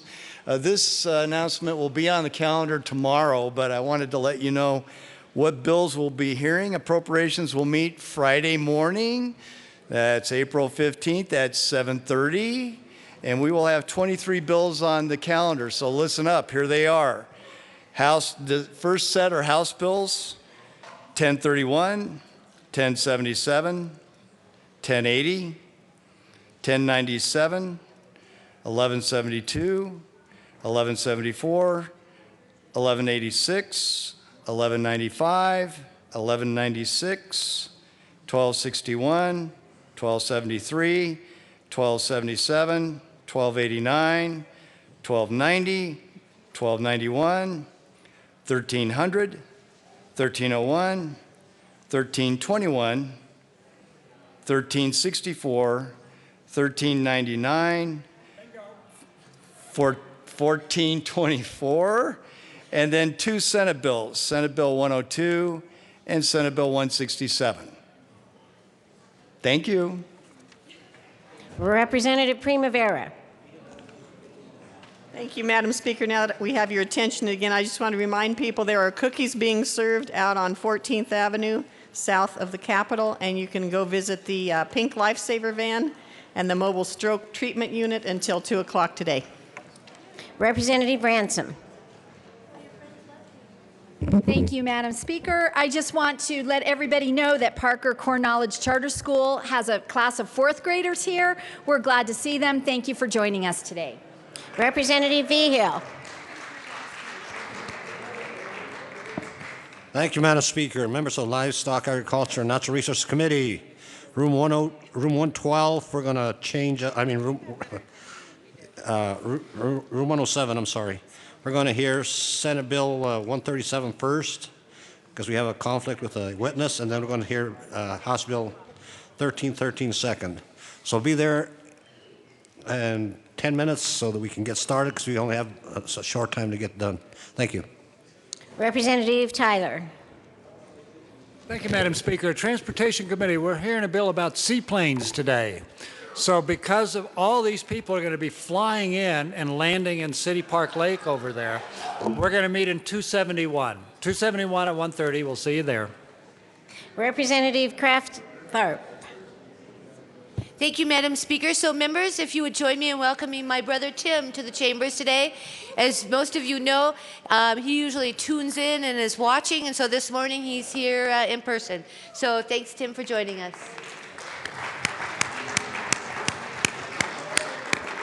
Representative Lawrence and Representative Fields. Thank you, Madam Speaker. Members, we just want to remind you that today is the last meeting for the Crime Victims' Rights Caucus. Representative Fields. Thank you, Madam Speaker. And our topic is going to be on the Victims Impact Panel. So please join us. That's at noon today in room 112. 112. Thank you. Representative Pedersen. Thank you, Madam Speaker. Education members, this is just a reminder about our joint education meeting today in 271. We will be meeting in 10 minutes. If the Senate's not ready, we'll start with Representative Fields' bill, and then we'll be discussing International Education Comparison Study Group. See you there. Further announcements or introductions? Seeing none, Mr. Assistant Majority Leader.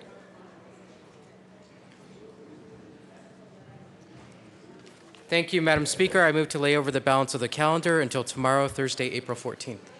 The motion is to lay over the balance of the calendar until tomorrow, Thursday, April 14th. Seeing no objection, so ordered. Mr.